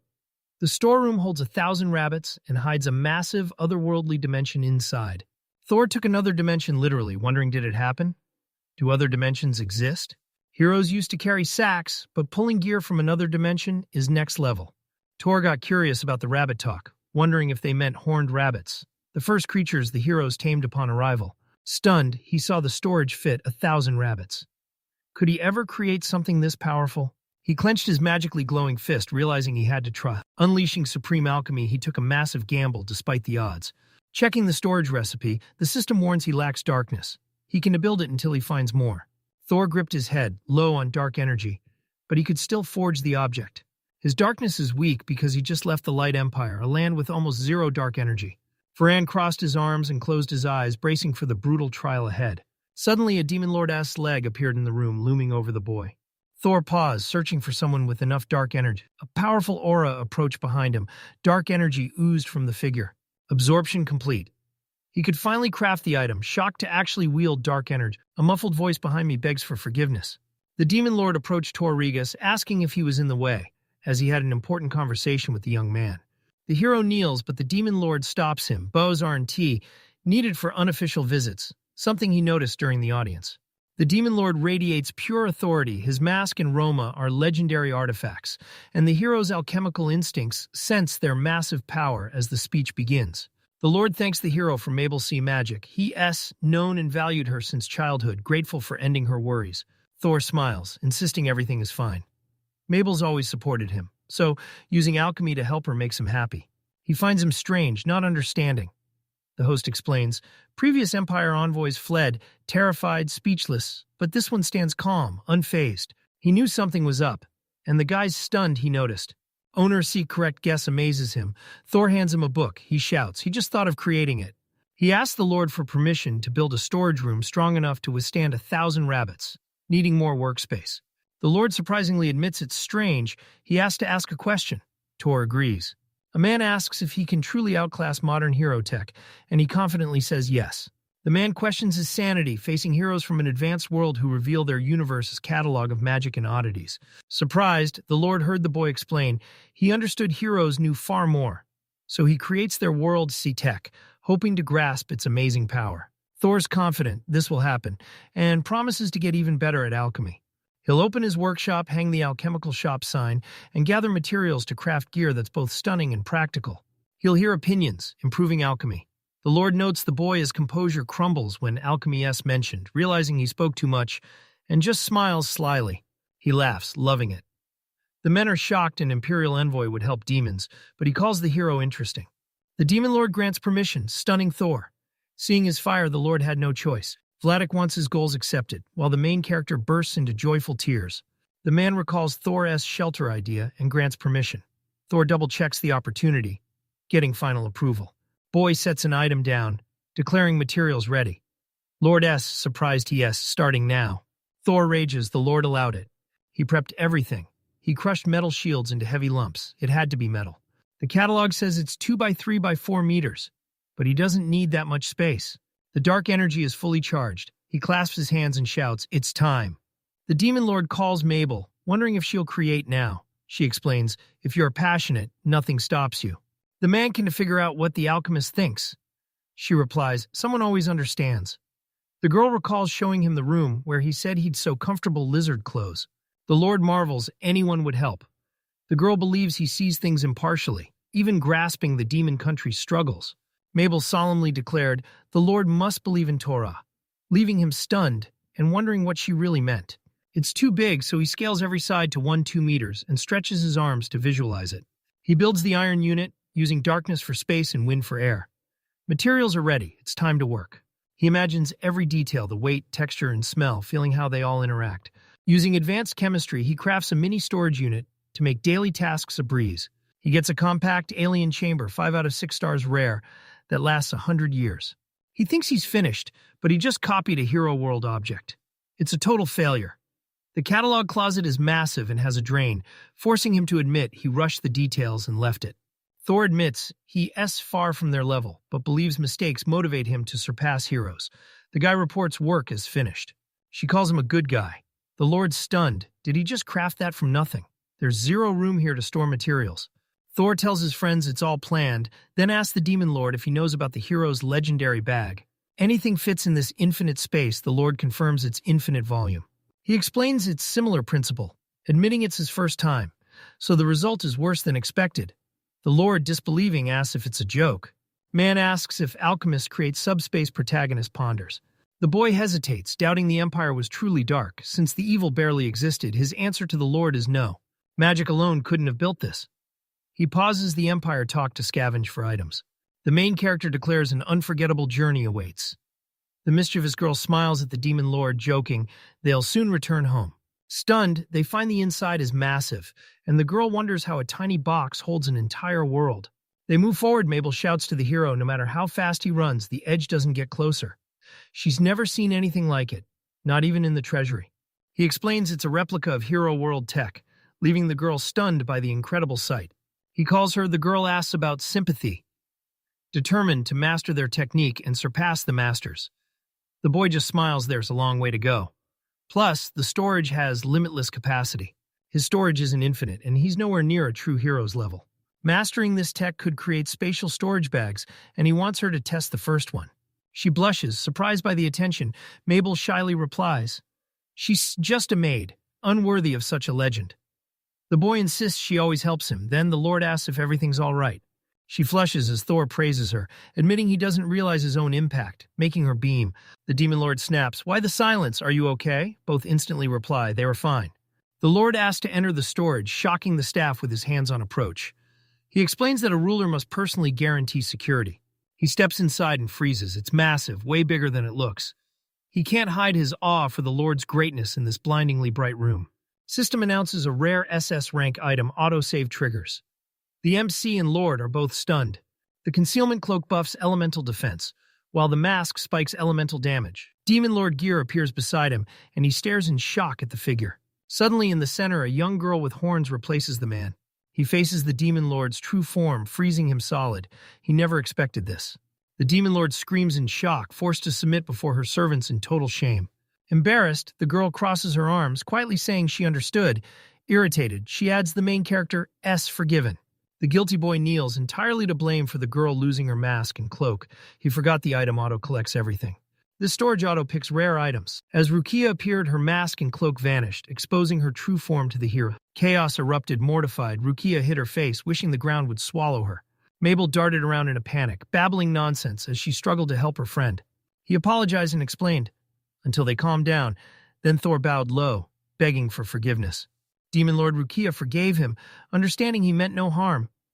But in the forest, the friends couldn't hide their burning embarrassment. Mabel, Kel, Rucky's maids, and her family knew the Lord's true nature. No one else did. She explained the Demon Lord can rule a country looking like that. Following Kelvy's advice, she used magic artifacts to change her look. Maid praises hostess. Her height doesn't hinder her. She'll even grow taller. The girl irritably shuts her eyes. I need no consolation. Rukia wants an outsider's take and points straight at him. She pressed her hand to his chest, asking his thoughts on the Demon Lord's true nature. MC stares down his mistress, tension peaking. Mabel watches closely as he finally tries to speak. Eyes blazing, he proclaims her truly divine. Rukia stares in shock as Thor admits. Meeting the Demon Queen changed his perspective. He once thought magic was the ultimate beauty. Noticing his weird behavior, she asks about someone who hides behind a mask and fakes who they are. Shocked, he apologizes, then kneels, admitting he hid much from her. She can believe her ears. Thor admits he is no Empire guest or envoy, he is a hostage, the price for his life. Rukia and Mabel stare in shock as the boy admits his father sees him as a disgrace. To protect the family name, he was ordered to die. He recalls his past. If you are not a fighter or wield destruction magic, you are useless here. Imperialists see alchemy as child's play, barely valued. Rukia stands speechless, unable to believe her ears. The guy just smirks, calling it an honor to belong to the Demon Lord. Finally, he can use alchemy without hiding, freely creating anything he desires. Mabel asks if he really survived being the Mad King's hostage. He confirms it, and she grabs his hand, stunned. The maid suggests convincing everyone he is an Empire envoy, so he can use Imperial authority to present terms as a true guest. The villain smirks and promises silence as the shocked girl timidly opens her eyes. The boy warns that revealing his harvest status would ruin Empire relations, so he vows to keep the Demon Lord's secret. Both girls freeze at his words. He knows they understand, so he hides the secret from the king and swears them to silence, certain they'll trust him as equals. Insecure, she hides behind a mask and cloak while he questions the Demon Lord's true nature. She remembers his Empire days, recognizes their similarity, then suddenly laughs. Rukia calls him a fool, scolds him for spilling their secret, demanding silence. She laughs until she cries, asking what he's doing as her joy infects everyone nearby. He calls out her love for laughing. She's annoyed he exposed her secret, but smiles now. She has leverage since he started it. The Demon Lord must trust the main character. Shocked, he asks if she believes him. She asks if she should act that way, explaining she trusts him because he believed in her and they shared secrets. If she is wrong, she is unworthy of being called. The boy blushed, seeing her as a mistress. Randy flushed, demanding he stop, believing such words improper. She names him an imperial guest and her personal alchemist, ordering the castle to treat him with total respect. Mabel puts the phone to her chest, vowing to obey the lady, as the MC blushes, stunned by the demonic mistress's hospitality. She turns, reminding him her identity as their little secret mischief sparks in her eyes as a mysterious smile spreads. Tor agreed. In this cozy room they finally opened up. It became his sanctuary from the world, a place to finally relax. The maid claps and laughs, shouting, "Everything's fine," as her sunny smile fills the room with joy. The girl offers tea, noting they can speak safely here. She suggests meeting here again, and the host is intrigued. The boy agrees, wanting to thank them for their kindness. Confused, the girl says she just wants to have fun. He nods, adding she wants everyone to relax with some tea. He suggests a tea party here. The girls thank him, their palms brush. The tea party begins, an untold story already impacting the Demon Lord soon. They'll call it the Great Tea Party at his castle. In the dark hall, the Demon Lord sat on his throne, shrouded in mystery. Sinister fire flickered in his eyes as a subordinate listened to his powerful words. The Lord apologizes for the late visit, needing an urgent talk with his subordinate. The man asks if Thor's behind this. The Lord confirms he's seen Thor's wonders but knows nothing about them. He tells the man to stop interrupting and listen. His tone shifts. The Demon Lord's Chancellor always finds fascination. Torin created another amazing healing remedy, and he wonders if he truly helped this time. Mumbling, the man remembers making Mabel's jewelry. The master reveals he built a special vault for them, leaving the man stunned. Heroes use these to store massive gear with room for everything. He's stunned. The MC created an item with infinite space. It's a miracle. His eyes sparkle as pure emotion takes over. Rukia tells him to quiet down, but the man clutches his heart, shouting that he's witnessed a miracle. He grows anxious. The man explains only true heroes use such things. Rukui is shocked. He also knows about the magical storage bags. A man reveals a skill that hides items in another dimension. Past heroes used it to stash gear in tiny bags, staying battle-ready. To demons, this was a nightmare. They targeted a man with a small bag, marking him as easy prey. Instantly, a massive sword shattered them like glass. In the Demon Lord's lands, heroes are mocked for only carrying one bag. The assistant explains only heroes from another world had this power. She knows if everyone had it, the world would be dust. He joins his palms, imagining Thor's storage box. The man shouts, "It's serious, stop Thor from seizing control." The demoness assures it's fine. KLV wonders why. She replies he promised another for her and Mabel. Surprised, he keeps asking her, what will the main character do? He warns rare chests break easily here. The master tells him to chill. He apologizes, admitting he's totally lost, but the girl says it shouldn't be a shock. Thor asks for intel, so she tells her assistant he's ready to help. He wants to be the Demon Lord's top alchemist. So with the Lord's promised support, he'll create ideal conditions. The man asks for the Lord's trust, and he says yes. Kelv claims he's earned it too after gifting them a foot bath. The Lord agrees, boasting that his power makes him unrivaled. She tells him to handle himself and stay out of trouble. Kelv agrees. Rukia asks if he says bothered. He turns to the Lord, wondering why she says so unusually happy today. She claims they just had a friendly talk. Kelva asks if there's more, and she smiles, confirming it. She says they talked, learning each other's views, and even held hands as girls. The MC and his assistant moved the table. Pupik suddenly laughed, then mysteriously hushed them, sensing something big. She admits the chaos was thrilling, having been raised as successor to a brutal and powerful demon lord. He crushed dozens at once, and she vowed to reach his level. The boy says this place reminds him of home. His ruthless father forced combat training. The main character thought that he could very well kill him, so he decided to leave the Duke's house. Boy asks if the demon lord is strong. She confidently says, yes. Mabel claims no man can beat her in a magic duel. The boy asks why she hides her face. She explains people judge by looks and see her as weak, but the Lord's castle still holds many powerful allies. Meet Mr. Racing, General Flame, his clan master's demon martial arts powered by fire giant blood. He is short, under 2 meters, but his red hair ignites when he exhales flames. Scared, the boy considers his wish, then recounts how long ago a demon king tasked a fire giant to guard Fire Mountain's hair, asking if it was during the Hero War. 7 days of fierce battles rocked the castle, but Raisinga, the fire giant, stood as its unyielding protector, earning universal respect. Tora feels awkward, says to stay away. Mabel assures him things are different. He's just a good person. She smiles, certain everything will get better. She suggests a castle walk tomorrow. He loves the idea. He smiles, tells her she's wonderful. Shy, she quickly changes the subject. Night fell. The main character thanked his assistant. Suddenly she got serious, addressing him by name. Mabel asks him to drop the formalities. He's grateful, promising no disrespect. She points to the yurt, demanding proof of respect. She's just a maid serving the new guest, a man far above her status. She asks to go by her name, and Tor promises he will. I knelt, begging him to stay forever. She held his hand. Blushing, she shyly admits she just wants to stay by his side. Tor flushes red and shouts in surprise. She backs away, says goodnight, and bolts, leaving him alone in the empty hall. Hand on his heart, he admits today was brutal, but even while dazed, he can stop smiling. Days after arriving, things went great. He found an otherworldly book and crafted magic items. Staring at the massive moon, he realizes he's happy in the Demon Lord's realm. Here, he can finally fulfill his wishes and live long. His face falls, the Empire calls them back. But he dreams of turning this land into an alchemist's paradise. Thor fights for demonic Mabel and those who accepted him. A giant moon silently watches over him.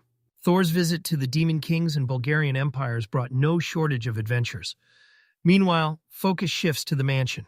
A huge, lavishly decorated banquet hall, with a bronze chandelier shimmering above its clean floor, hosted the Blaine clan-esque loud party.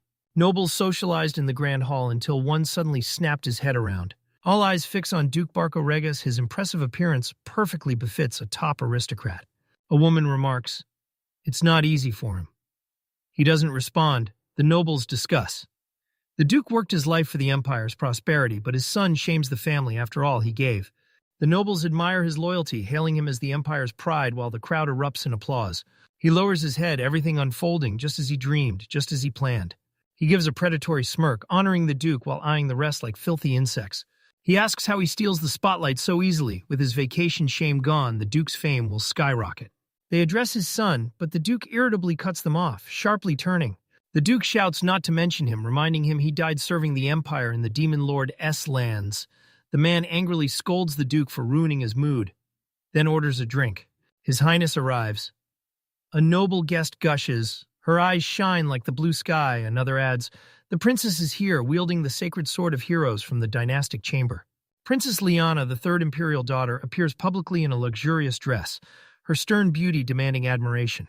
Women note she is incredibly strong and extraordinarily beautiful. Others add her light. Magic is so powerful it is easily mistaken for a god's gift. The Duke raises his gaze, smiles, and announces, "Before you stands the great Liana." He stands and calls the princess charming, but she snaps, telling her servants someone doesn't belong and must be thrown out. The Duke looks at the Empire's princess with astonishment. His mouth drops open. Guards grab the man, who, confused, demands why the princess acts this way. They order him out, and shocked, he realizes no one will listen. They demand his release. He breaks free. The Duke confronts her, asking why she banishes an innocent man.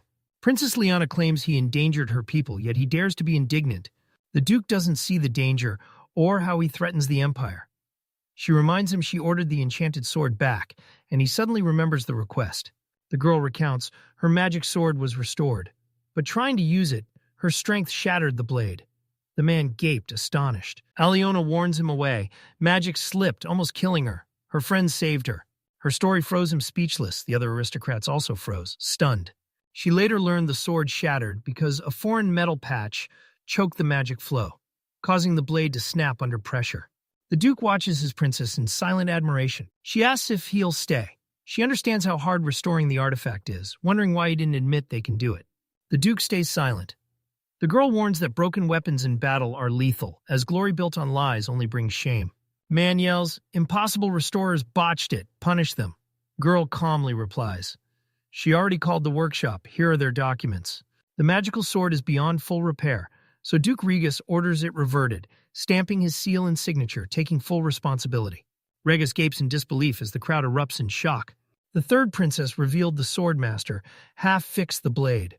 One tiny flaw remained, the exact reason it cracked. She says only the sword's partially restored. Part survived. This area withstood her light magic, and that's why it lived. The Duke never imagined she'd use it in battle.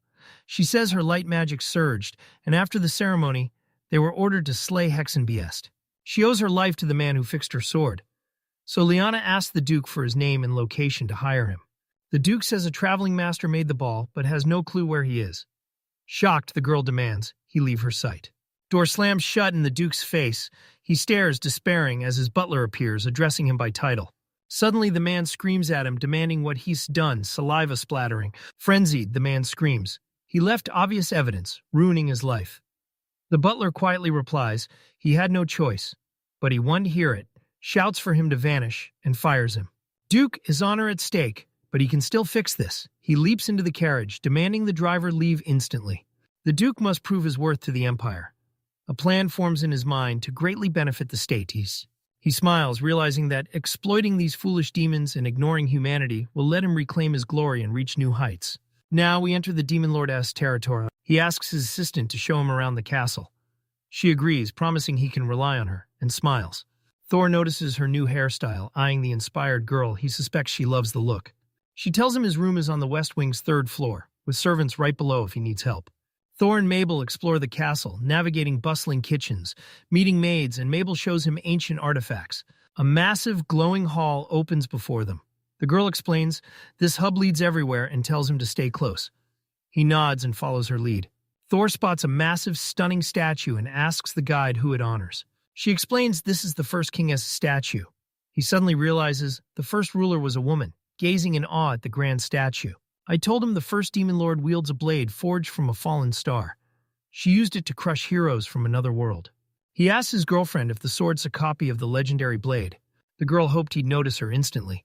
The hero replied he knew, sensing no magic thanks to his alchemy. Mabel explains the sword broke, fighting an otherworld warrior, then vanished. The hero apologizes. It was a demonic tribe's treasure she wanted to show the guest. Smiling, the main character says he'd restore any castle he found. Suddenly, their eyes lock in surprise. She says this is the first Demon King's sword. If restored, it could still help. He admits he'd be useless if he vanishes. The girl insists he is in the outside world, and the king will gladly find him. He agrees. He pictures a happy Rukia with a new sword. He'll find it for her, or forge a blade that crushes the first demon lords. He lists options for his plan to please the demon lord. Mabel asks if he'll forge the demonic sword for his majesty. He agrees. Excited, the girl offers to help with her father's great idea, leaning in close. Thor blushes as Mabel gets too close. Suddenly, he notices 2 guards whispering. One guard notes, Mabel always stays close to Thor. The other adds, she looks happy next to him. She grabs his hand to continue the tour. He agrees, and they walk off blushing until a voice calls from behind. The man sees the hero as a weakling, but then he instantly recognized him, a 2-meter giant with red hair like flames. The hero can't believe his eyes. The hero's eyes widen as his lineage is revealed. Standing before him is the fiery general, Mr. Rasinga. Surprised he's recognized, he confirms he's the Flame General, a top Dark Lord commander straight from the Empire. He looks terrifying. Thor Regus bows low, introducing himself, and a Dulgarian chemist eager to start working together. He came for his daughter. She'd be furious not to meet him. The MC is baffled, utterly surprised. The Fire General finally introduces his daughter, Agnes. The armored girl greeted him, glad to meet him, and added he was worthy of his imperial title, though he looked weak. The maid looks down as the man vows to help. The girl stops him, claiming he's unfit for battle and proving his point. The Fire General mocks the MC's weakness, claiming only an Empire warrior can duel his daughter, while she calls her father out for being rude. He taps her helmet, telling her to calm down, his veins burning with fire. She grabs a paw. He turns serious, asking who is strongest in the Empire. Since he asks often in the capital and owns borderlands, he needs their name to meet them. Everyone calls him by name. Mabel warns them Thor, their guest and the Demon Lord's alchemist, shouldn't be spoken to like that. The girl fiercely demands he stop hunting for Empire rumors, but he reminds her he's a guest who admires the king's curiosity. He believes strength is earned, so he and Agnes must prove themselves in battle. Mabel explains the king wants world peace, which is why the Fire General adds he can fight full strength. He looms over the hero, spiking the tension as the Fire General mocks his strength, daring him to move. Enraged, he asks how the hero will survive the Demon Lord's domain if he can even fight. Guards watch. Surprised, Mabel trembles in fear as the hero steps between her and the threat, telling her to move aside. Tur knows his opponent's devastating power can destroy him with one blow. He's lost without my answer. He'll try to dodge, but the choice is made. He swore an oath to the Demon Lord to live here with honor forever. He'll be an alchemist for life. Thor vows to keep upgrading his daughter's armor.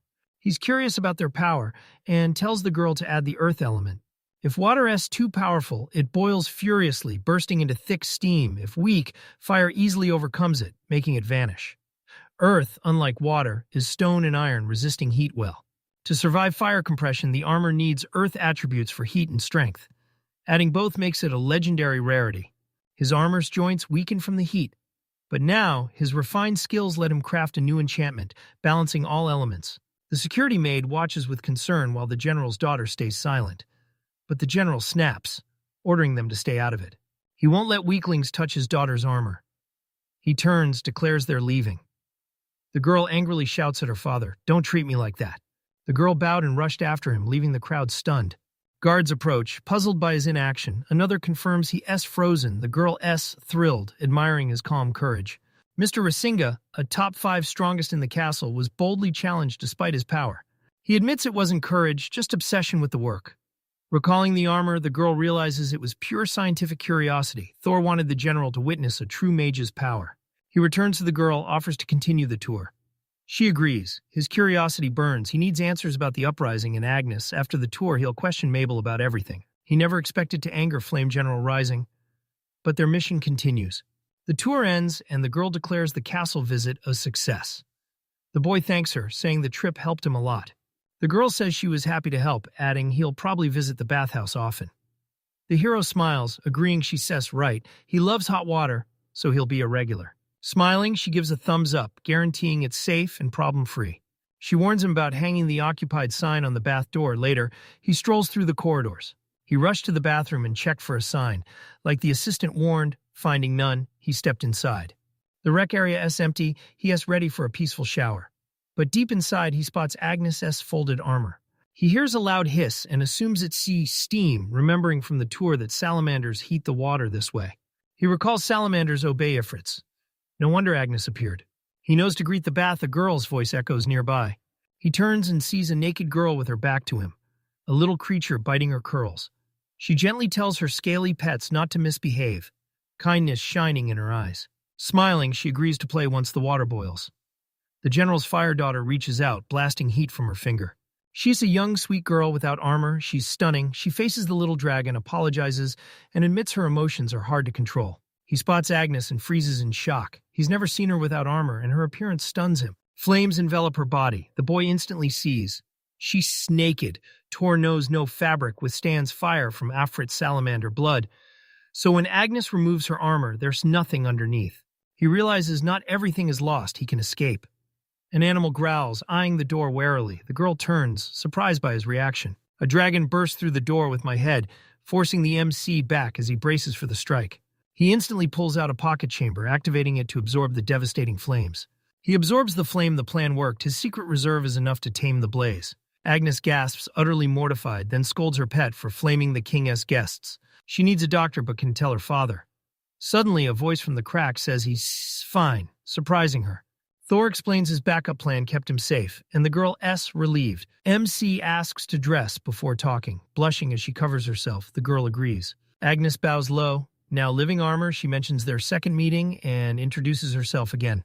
The boy acknowledges her feelings, then introduces himself, apologizing for what happened. He bows deeply, asking for forgiveness. Thor heard salamanders heat the bath and went to investigate. He thought the girl was visiting them, but seeing her armor outside, he never guessed she was naked. He apologizes again. She denies it, explaining the place is usually empty, and she only visits to warm the salamanders, so he shouldn't feel bad for surprising her. Agnes forgot the Anya says busy sign, so he saw something inappropriate. But the MC disagreed. He didn't mind it. He exclaims her beauty is a miracle, like a painted portrait. He then gets shy, blushes, and apologizes, while she blushes bright red. He sees her reliving the trauma and knows apologies won't work, so he quickly pivots, telling her that Ifrit's bloodline is actually legendary. Her flame melts even the best armor, especially at the joints, weakening everything. Such powerful blue magic is truly fascinating. She can control her fire, erupting whenever she's nervous. To master her power, she trains by helping salamanders. She explains they are childhood friends, but feels nervous around them, and the girls. It's difficult for her, and Agnes agrees, noting that why she dislikes her boyfriend. Before her fire magic woke up, she wore normal clothes, but now everything she puts on turns to ash and burns anyone nearby. He promises to help her problem, shocking the girl who never expected anyone to understand her fire magic. He vows to do anything, leaving Agnes puzzled why he'd try so hard. He's an alchemist serving the demon lord. Agnes asks if she'll ever wear clothes again, and Toris promises she'll get her life back.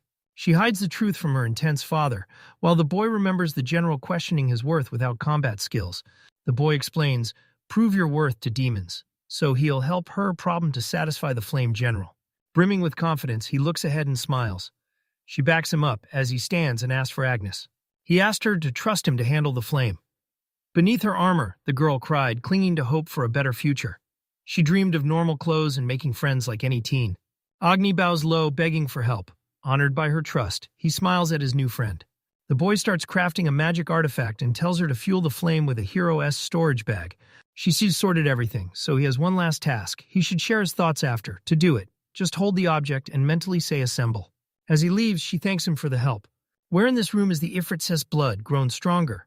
You are slowly mastering flame control. Others face this curse before Agnes, mastering the flame by 20. Now, she's one of only 6. She'll lose her freedom, forced to talk only to salamanders. He looks down, lip trembling, utterly crushed. A patch one to cut it. He needs something decisive. He grabs the hero world's treasure book to tame the flames. Suddenly, Mabel appears. The girl notices the wide-open door, wondering his hurry. The boy replies, he just talked to Agnes and will make her a special thing, entwining flame. She turns and begs him to do it for her, flashing back to every story she told about her family. He suspects the girl is Agnes' friend, Mabel confirms, adding she served the demon lord's castle since childhood, often seeing Agnes' memories flood the girl. After a long break, she suddenly reveals a skilled castle healer erases burn traces. Boy thinks Agnes burned her long ago. Girl pauses, then says their relationship cooled, and she befriended Her Majesty. She's hiding from everyone, haunted by guilt and the fear of hurting someone again. He finally understands everything.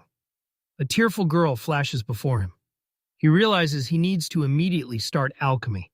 He decides to build a magic tool to dampen the fire mana, hoping Mabel and Agnes finally reconcile. Suddenly, he knows exactly what to use. This health amulet boosts energy flow. With his power unbalanced, he needs it to survive. The boy says the pendant uses feng shui, adding that mana works differently in a Hero-S world. They use light, dark, earth, and wind, but your world uses 5 wood, fire, earth, metal, and water. She tells him he's wrong, as he notices elements here can transform. This pendant likely cycles 5 types of mana. Wood burns to ash, becoming soil where metal is born. Or so he thinks. The book is vague, but he expected that. The magic community 1T share vital info publicly. He believes mana conversion is a secret, even for heroes, and their ignorance one to cause serious trouble. He says the pendant's sacred beasts facilitate owner transformation, bringing inner energy into harmony. Blushing, she awkwardly admits it looks suspicious. The main character agrees he controls fire mana. Thor starts creating it now. The hero crafts a rare healing item with alchemy. String this water drop clone onto a smooth chain to protect your skin, then face the real challenge, carving sacred animals into it. Serio is probably the blue dragon, Byakko. Everything becomes clear here. The main character understands that this is a tiger in this world, and in the other Suzaku, on the other hand, is the most dangerous embodiment of the red bird. Match Ginbu and Kiran to the book exactly, and it works. The picture says clear. I made a metal health booster that transforms mana. He wakes up and wonders if it worked. Fire, water, and earth are fine, but wood and metal don't exist in this world. This new energy lets me master earth, metal, and wood alongside fire and water. Otherworldly mana makes my alchemy work on every element. The hero stops thinking and acts, fusing fire, earth, metal, and water into a health-boosting pendant. The main character pictures the book's clone, aiming to perfectly recreate it for his new girlfriend. He tells Mabel to compare the pendant to the book. She inspects the amulet. The dragon, tiger, turtle, and bird are a perfect match. She yells the beast matches the book perfectly. So the MC triggers top-tier alchemy, focusing on a precise mana transformation. He crafts a health potion. 2 fiery lambs replace the mana, and the tears finally stop. The hero lands a legendary 6-star health pendant lasting a century, fusing all 5 elements: wood, fire, earth, metal, and water. He cheers that it worked, hoping it traps the fire's power. As his mother focuses on the 5-god amulet, energy circles to speed up her healing. He agrees. She asks what if sacred animal statues surrounded the demon lord's domain. The pendant's liquid actually heals people, and he wonders how it could save the entire kingdom. Thor says we can try, but we need permission from His Majesty's high officials. He thinks this sounds complicated. The pendant is finished, but does it actually convert mana? If it works, anyone can use it as standard gear. A mysterious knight, visor down, enters the palace hall with heavy steps. A helmetless warrior with long bangs rushes to him, confronting Agnes, just entering and anxiously asking where she'd been. He orders her to prepare. They return home in 2 days. She stutters, apologizes, and calls him father. She says she was just exploring. Her dad tells her not to worry, and he apologizes for the scare. Wait, the knight is likely a character IL. He notes that he does not blame her at all and adds an apology for all the difficulties the girl had to endure. He also explains that it is hard for her to control the flame as their ancestors come from the fire giants of Ifrit. He explains fire is their nature and can be restrained. She nods, and he reminds her the Demon Lord's report is ready.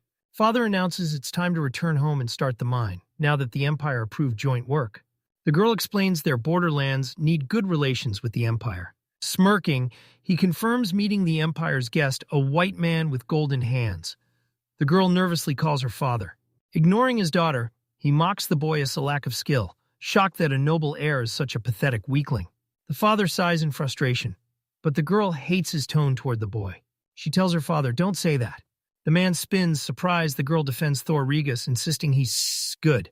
Her father asks if they spoke. Agnes nods. She says he worried about her uncontrolled flame, giving her a valuable item, so she demands he stop bad-mouthing him. Agnes is determined. Her father's face hardens, recalling Thor's promise to buff her armor with earth powers. He turns, stating they need nothing from him, Agnes argues, but he reminds her of the artifact. He sadly adds, even with it, she can only wear this armor. Girl tries to speak, but her father interrupts, palm on her metal shoulder, quietly telling her to understand. He admits she's his priority, training his mind only for her. She knows it, and that her father bargained with Empire counts for her sake. He says successful Empire talks benefit her, needing her to defeat the beast within. She can help, show her power, and prove her worth. Agnes doubts her father. He says her flame will crush magical beasts and stun the Empire, making her the talk of the town. Smiling, he adds, everyone will admire his daughter. Agnes agrees. She dreams of a kinder life but has no clue how to reach it. When her inner fire awakened, everything spiraled, and Agnes accidentally hurt her best friend. Since then, fear of hurting others made her distance herself from loved ones. She ponders Thor still reached out despite it all. He didn't fear her fire. He helped her. Thor is incredible, and now she sees why Mabel supports him. Good people stick together, but she knows she doesn't belong. With this flame burning inside, she must stay away. She vows to her father to uphold the EF name and never bring him shame. Man hesitates, then agrees they leave day after tomorrow. Until then, she see Free Girl agrees. Night falls, silver moonlight floods the castle. Stripping off her armor, she realizes in 2 days she leaves the Demon Lord's castle forever. Flames consume her. By the window, she recalls his promise to seal the magic. But time's run out. Agnes believes the Torah's words suffice. She recalls a wonderful object, opens it, and finds it enough. Next day, she approaches him to say thanks, and her fiery emotions finally settle.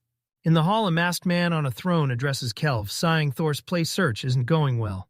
Horned Man replies, an alchemical workshop isn't easy. You need a place where ingredients are plentiful. Masked Man stays silent. He warns castle life is tough. Gathering materials outside is hard.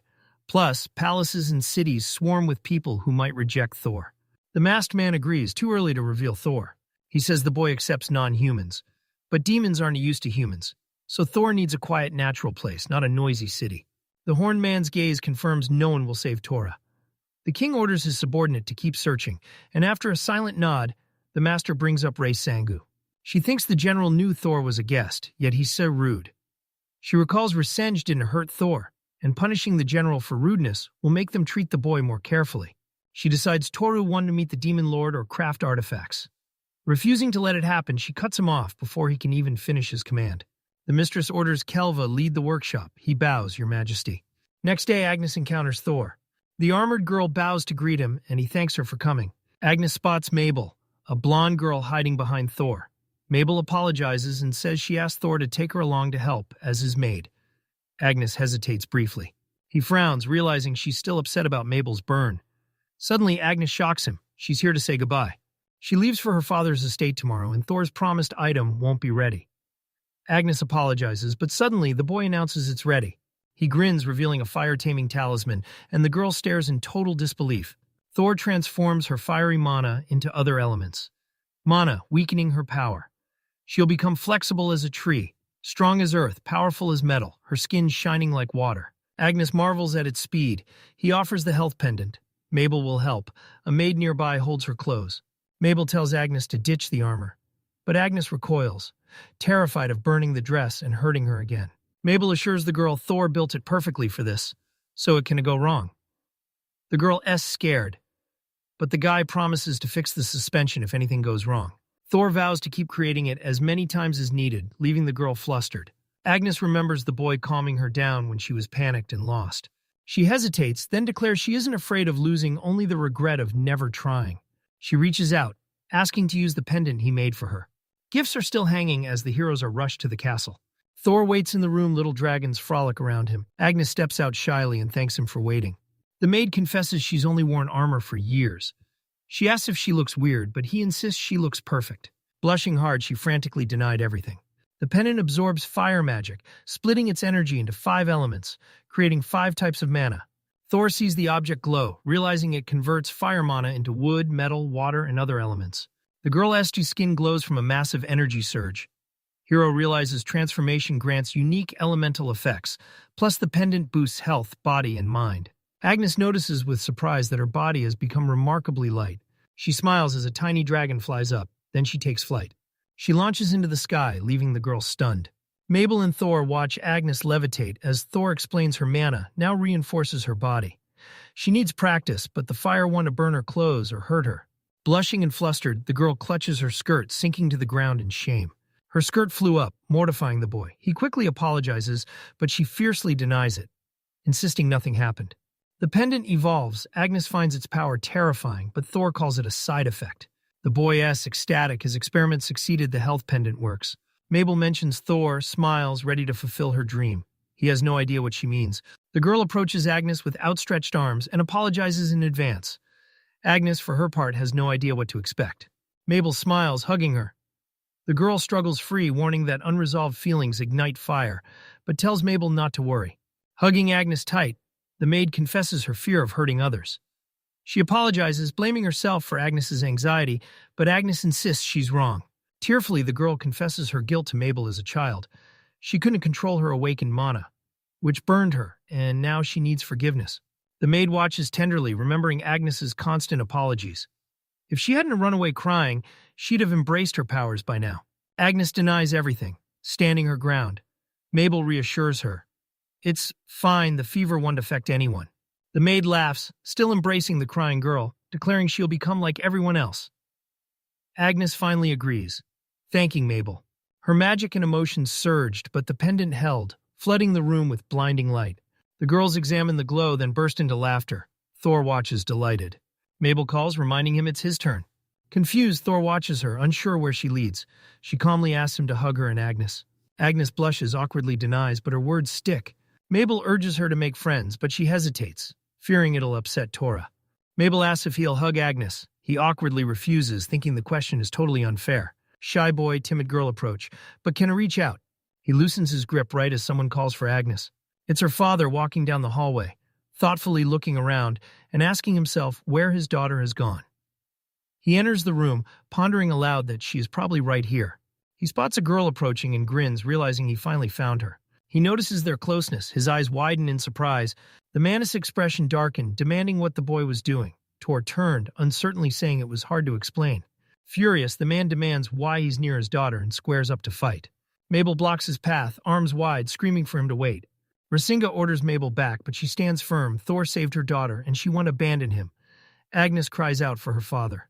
Ignoring the maid's pleas, the man reaches for the boy, threatening to take him to his estate to answer for crimes against Agnes. Thor attempts to sway the angry general, but he won't listen. The man jumps from Mabel, then lunges at the guy. Rasinga charges headlong, and Thor realizes he's too fast for the maid to react. The boy remembered Mabel's warning. The general is a legendary warrior who'd die for his daughter. Legends say he once skewered 100 enemies with his fiery spear. Thor realizes this warrior's might targets him as Rasinga raises his hand for the final blow. Agnes appears before him, intercepting father's blow. A powerful wave erupts from their collision. Browning urges her dad to listen. Thor's stunned Agnes easily stops the blow with one hand. Rising shouts her name in awe, but she doesn't blink, staring him down with intense focus. Her pendant shines, flawlessly converting readings. Amazed, her father asks if she controls mana. Flames engulf the girl, yet harmony fills her body. The medallion glows, floating airborne. He's astonished by his child's change. Her eyes glow with confidence as she wields Thor's artifact, supercharging her strength. Hero lingered Agnes' turn, saying he did everything for her. The father is confused until she explains the boy helped her wear normal clothes. Finally, he notices her armor is gone. Thor, an alchemist, heard about Agnes and sought to help, pleased he'd explained himself. But Agnes' father rejects his words, believing Thor cunningly made her dress that way. Stunned, the young man watches as the man twists the story, claiming Thor told Agnes the dress is fireproof and will undress her. He calls the hero a pervert, declaring he has had enough. Risenha enters combat mode, vowing Thor won to escape. Not even with the Fire General's flames. Thor stays calm, opening a small box he calls his hiding place. The fire vanishes into the object. Stunned, Risenha asks who he is. Thor is the alchemist serving the demon lord himself. The boy reveals his plan to help residents transform this place, starting with Agnes' problem. The man burns with rage, but Thor, knowing he has ceased not trusted, begs them to just listen. Mabel also tries shouting to the general, but he can hear her. Risenha dismisses arguments, roaring he'll get to him and make him talk. He still reaches for Thor, but his daughter grabs his hands, holding him back. She pins his legs to the ground. Agnes grabs her father's wrist, begging him to stop. He shouts to let go for her own good. She stops her father with her powers, straining to block his massive flames. Mabel, Thor, Risenha watch in shock. The man has no idea what's happening. He asks how she gained the strength to face him. The girl's hair burst into flames. She stated that she became so strong because she is filled with rage. Her father's shocked she isn't bursting into flames. She explains Thor taught her to master her mana. He realizes the pendant converts her magic into massive strength, infinite energy, and insane speed. He knows she can stop Racini. Agnes screams her fire once only caused pain, but now she uses it to protect her father stunned. She lifts her father, declaring Thor gave her the ancient flame and total clarity, leaving him paralyzed by the truth. Holding the man, she demands he apologize to the boy. The boy watches, then looks to nearby Mabel. Thor asks if she knows the dragon-lifting hero. The maid remembers he crawled under the beast and hoisted its massive body. Watching Agnes hug her father, the boy admits he thought the hero and dragon were an exaggeration, but now believes it's true. Risenha loudly announces he'll listen to his daughter and asks to be lowered. Defeated, the general knelt as Agnes revealed the truth. Thor made her a flame-dampening device, but he messed up. Unable to face the truth, he stares at her pendant. Agnes explains the amulet. It boosts health, douses fire mana, and converts it to other types. As he processed this, the girl added that Mabel's clothes no longer burn. The general asked if Agnes was right, and Thor confirmed it. The girl shares she can finally wear dream dresses, but she's furious. Her father attacked Thor instead of thanking him. Racing Get tries to speak, but looks guilty already. He slams his head into the floor, shouting a pained apology. He laments his treatment of Agnes, admitting deep shame. He never expected such kindness from a stranger, calling Thor a real man, and the boy notices tears in his eyes. Raising wept, calling himself a fool next to Thor. He remembered Thor's kindness and his stand for Agnes, marveling at the power of a parent's love. The fiery general blames himself for not seeing their true nature. Thor wishes he'd listened from the start. Risenha snaps. If he's so blind, tear out his eyes. The boy rushes over, grabs his hands, and yells that ruining his star is pointless. Thor plans to stay here long-term. His wounds will be a constant, painful reminder of his guilt. The man nods. The boy tells Risenha not to blame himself. No one knew his daughter was suppressing her power. Thor only noticed her outfit, completely oblivious to the fire. The boy believes the general truly loves his daughter, not using her as a tool, making him a far better father. The boy gets jealous, suggesting they start their relationship with a clean slate. Risenha agrees, but warns he'll report the mistake to His Majesty. The general promises to repay Thor, asking how he can best thank him for his help. Thor ponders. Thor realizes his true desire as night falls. Risenha faces the master and assistant, kneeling in a low bow. The mistress notes the general rarely requests an audience. She knows he values strength, so he underestimates her youth. She must strengthen his loyalty. The general uses her title. Risenha swears to the Lord, names him master, pledges eternal loyalty, and vows her life and soul if she breaks the oath. He adds that all of this happens in the name of the primal flame. Confused by the general, the horned man asks about the flame again. A man asks the general if he understands. The host turns to Kelva, asking what he means. Kelv calls it an unbreakable oath for those with fiery blood, last seen before the first demon lord. The lord asks Risenha why he agreed. He admits he was a jerk to his alchemist and owes him an apology. The Lord suspects the general means Thor and asks what happened between them. He reveals the boy cured Agnes's wildfire kelf, and the Lord are stunned before this, only her armor and Thor survive those flames. Risanga tearfully confesses he thought the boy deceived the girl, so he impulsively locked him in his domain. Blinded by rage, Agnes helped him realize his mistake. The Lord wonders if Agnes stopped him. He confirms Thor. His artifact transformed fire mana into physical strength. She explains how her daughter stopped him with one hand and hoisted him overhead. Kelvin is stunned. He knew Thor would impress her and is glad he taught her everything important just in time. She smiles, praising the alchemist. He used to doubt if humans were worth learning from, but meeting Thor changed everything. Now, he's pledging his life to the Lord's mercy. He bows again, begging for punishment for his failure, while the master stares in shock. Kelv shouts as he runs, watching the Fire Titan descendant's flame turn into power strong enough to stop the Chancellor. A man slams his head, reminding Lord that since Thor appeared, high-ranking officials keep cracking their skulls. She ponders Raisanzi as punishment. This time, the general wasn't just bluffing. He actually tried to hurt the alchemist. As ruler, she can't forgive this, so she asks Thor what punishment he demands. Man notes boy didn't seek punishment. Host agrees, typical of him, then asks his reply. Ray's begged Tor for punishment, but Tor offered another solution. Shining Boy needed alchemical materials. The General S Mountains held rare ores, a punishment and reward for Thor. The hero asked permission to visit Raijong for materials and meet locals, planning an alchemy workshop there. The Lord admits this scene mirrors the Torah. She knows he meant her and Agnes. She knew punishing Risen would cost him Agnes's love, so she took charge of the sentence herself, just like Ruki. The ruler rises from his throne, declares the sentence for attempting to take the Torah. He loses part of his lands. Rei Senga accepts the grim penalty. The ruler demands a site for fast resource gathering. Man finally grasps the Lord's will, build a spacious, cozy house and Torah workshop on Earth. The general tearfully accepts this punishment. She's stunned Thor chose this plain land, but the Lord is thrilled. She believes Raisanga's resource-rich lands, with few people, let the alchemist work undisturbed, protected by the general. The master demands Kelva's defense, but he's too stunned to speak. The master tells him to stop banging his head. He agrees, it's a win. Rising is negotiating with the Empire, and a harsh sentence lets them exploit the foreign ruler's chaos. The Lord suspects new intelligence on the General S lands, so their first move is to destroy the mountain's demonic creatures. She knows the army is massing at the border, so the general negotiates with local leaders to avoid a clash with the Empire. The Lord understands if the plan works, the Empire and demons will unite. She realizes united, they can crush all monsters for justice, but then she realizes why the Empire exiled Thor. She questions if they are trustworthy. Next day, Rasenga and Agnes headed home. The commander gifted Thor a house and workshop as an apology, promising everything would be fine. Agnes was hyped, but felt shy wearing casual clothes in public after so long. The boy bid guests farewell, returning to his room to resume alchemical research. While Agnes gave Thor a heat-proof stone, once her talisman but now unnecessary. Knowing he needed materials, she handed him the stone. He inspected it, wondering if it was meteorite iron. If so, he hit the jackpot. This ore is incredibly rare. He remembers the Mind Stone, untouched by scorching heat. He examines it, wondering how it might help. His first instinct is crafting weapons to fight the monsters. The Demon Lord's mining caves crawl with giant, grotesque spiders. They snagged the prey and spun it into a dense cocoon.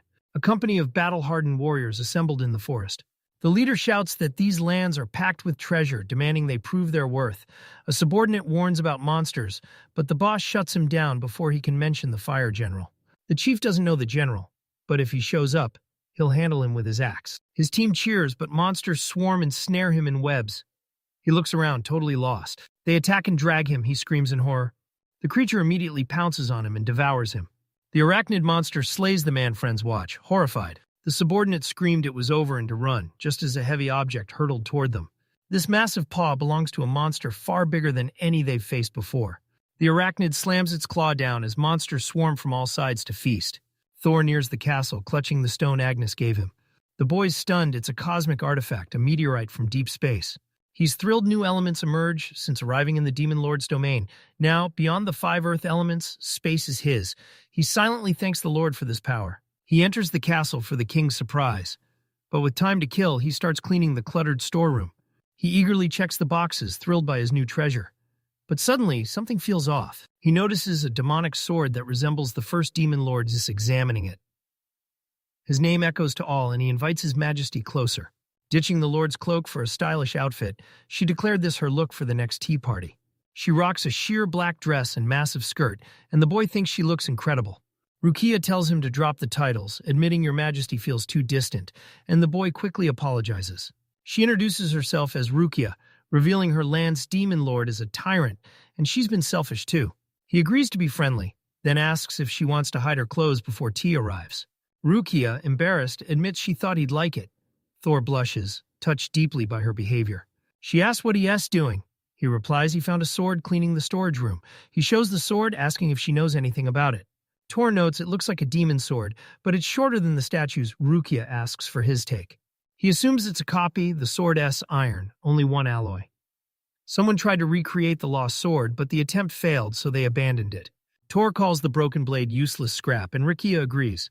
In her grandfather's time, elves and dwarves forged a demon sword replica, but the copy only held a fraction of its true power. Thor asks for the sword, but Rukia is confused. Doesn't the squad decide who gets it? Insisting on formality, she hands him the sword, and he gratefully thanks her. Thor asks to forge a magic sword for Rukia from the copy, but the girl is clueless. His dream forge a sword to surpass the Empire's holy weapon. But he can fight, and even learning one to achieve his desire. Rukia understood his dream forge her a special sword. The general said she'd soon hunt magical creatures, so a new weapon would help.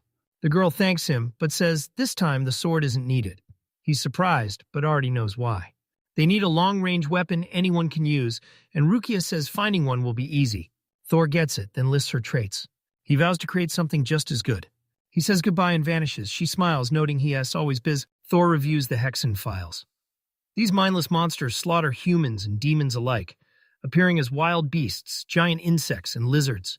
He wonders what Rukia needs. A sword sounds cool, but he's more curious what it becomes. Behind him, Mabel eagerly imagines their creation. He sits up grinning, vowing to create it. He flips the book open as Mabel stares intently at the pages. She can't read the writing, but spots a shiny black cylinder tipped with a transparent stone. The boy calls it a hero's tool for victory. Mabel's hyped, so Thor starts building it right away with her help. Thor needs a light stone first. To guide the beam, he surrounds it with darkness, using a dark stone. He activates higher alchemy.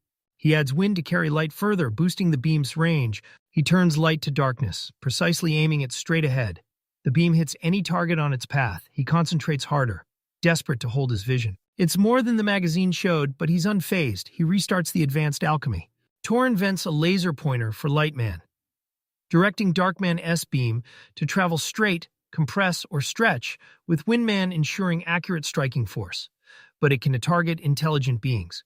He grabs a hero relic, announcing it's already. Mabel, confused, asks its properties. Guide hands her the magazine, asks if she checked the catalog with the translator. The cover says a laser pointer is essential for presentations, and you want to need an assistant. He has no clue what a presentation is, but the description proves it's incredible. Mabel points to the title, calling the advice perfect for teachers, but wonders what the slogan "Your instructions will be passed on" actually means. Thor says the captain marks targets, Mabel relays the orders, and the enemy will soon be dead silent. He explains the weapon only kills monsters, not people. Since they used it for sport, hunting beasts was just a game to them. Thor heard local heroes compete to hunt more magical monsters. Mabel suggests a laser pointer could start a real monster hunter tournament. The boy smiles, saying Mabel's fitting in great. She shyly replies, she's just an assistant. Thor notes this weapon hunts monsters, never people. He thinks heroes built it for magical beasts. The boy shares legends. Heroes struck monsters from afar, defeating them with lightning speed. If the weapon hits the mountain, the beast won't dare approach the shooter. He then asks me to look. They examine the painted bird and agree it looks frightening. Thor realizes this artifact enhances Rukia's magic, extending its range. This powerful item from legendary heroes' world could change any war's outcome. He calls this his horrifying presentation. Boy explains this item destroys monsters, suggests trying it. Mabel eagerly agrees.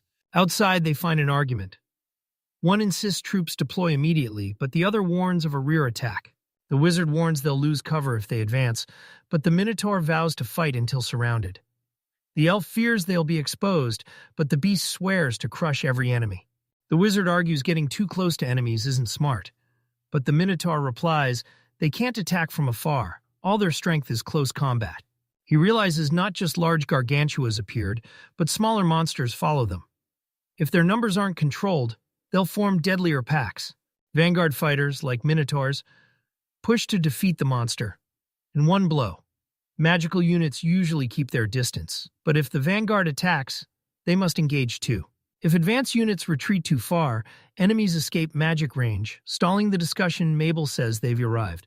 On the training field, a stone target stands. The girl explains the line is wizard attack range, but their current spot barely hits it. He asks if he should aim for the center. She nods, and he pulls a pointer from his belt to strike. Thor is excited to use the laser pointer. Mabel spots a red dot on the target. The boy reveals it as a laser pointer, telling her to aim the spell there. Maid fires a magical arrow on command, nailing the target. The boy shouts in awe while Mabel stands stunned, sure she'd missed from that distance. Thor praises her aim and tells her to move back even further. They fall back another length and a half. The attack lands again. They double the distance. The Centaur and Wizard argue, trying to prove who's better at offense and defense. Dispatch reports a target at the range, but the elf knows the distance is impossible for a hit. Mabel's arrow suddenly hits the bullseye. Thor calls her, noting they've tripled their range, but they've hit the training ground east's edge and can't go further. Approaching the target, the boy confirms every hit landed, proving the experiment worked. The girl is stunned since the target is beyond magic reach. She sees every arrow hit perfectly. Thor thinks the laser's mana flow pulled the magic in like a current. He explains the pointer shoots light mana at the target, dark mana surrounding and supporting the beam, forming a light mana beam between the artifact and target. Mabel explains that passing near the laser beam triggers the effect, and the guy confirms she's right. They realize magic attacks will hit any target now. Mabel exclaims it's an amazing power. The guy stares at the pointer like a dreaded hero artifact. Boy wonders how terrible the hero world must be if such a treacherous weapon exists. The boy suggests showing Rukia the item his arguing friends approach. And though he wants to tell them to clean the training ground, he thanks them instead, promising to tidy it himself. They look away, the guy insists he wants to clean, and his friends silently nod. Boy decides not to meddle with their training. He and Mabel bow, then exit. Wizard and Minotaur silently observe. Minotaur rejoins their talk. The mage surprisingly agrees, oblivious. Then he sees magic, a boundary gone. His eyes gleam. They know it's possible if they get Thor's item. Minutes later, they arrived at the palace, grim-faced. Kelva greets the commanders but plays dumb, noting Thor and Mabel already left for the master. They ask to use the item, but the man panics and makes excuses, claiming he has no idea what they want. Kelv demands answers from Thor about the new invention, intrigued by his subordinates' reports. Raising tells her daughter she's meeting the Empire's envoy and orders her to stand guard. She accepts. Agnes warns her father to stay respectful, even if the Emperor messes up. She stares her father down, demanding his best. He sees her mother's spirit in her and admits he knows the Imperials' devotion to their grain and ruler. He knows the monster war threatens the Empire and their lands, so he can make a mistake, bound by eternal loyalty to his master. Ryzenka realizes the fire giant's oath has multiple meanings. Swearing to a lord and master is a pledge of absolute loyalty. Break it, and you accept any punishment. This oath is only for someone you truly love. The man notes though vows differ. It's no coincidence they happen today. He asks Agnes' father. He shudders, remembering trying to intimidate Thor, and clenches his fists. The general heads to the meeting, vowing to keep his dignity and avoid shame. The maid opens the door and invites him in. The ambassador waits inside. Garua, the Empire's goateed ambassador, greets Rai, calling it an honor. Rai Senga replies, introducing himself. The messenger recognizes the general who soloed the Eastern Demon Beasts. The man brushes it off as old history, but Gower tells him not to be ashamed. The general proposes negotiating with the demon beasts. Garua is stunned. Rumors called this man a merciless monster, so he expected the worst. MCR. I notes the calm tone and asks if they're really sending hundreds of warriors against the beasts. Raisenga confirms. So Garua smiles and pivots to the reward. The man requests to extend the silver mine contract, hoping to lease them 2 to 4 more years. The general reported their 1-year stay to the Lord Garuva assures it can be circumvented. Rizenha is confused, but the messenger smiles mysteriously. Garoa pledges silver to the Empire, thanking them for cooperation. The general sees the trap Guria wants him to betray, his lord. Guria plays innocent, framing it as a deal, where mistakes happen when counting silver. A small bribe buys the Empire's support, and the general explodes with rage. Risinga says he doubts if he can be trusted.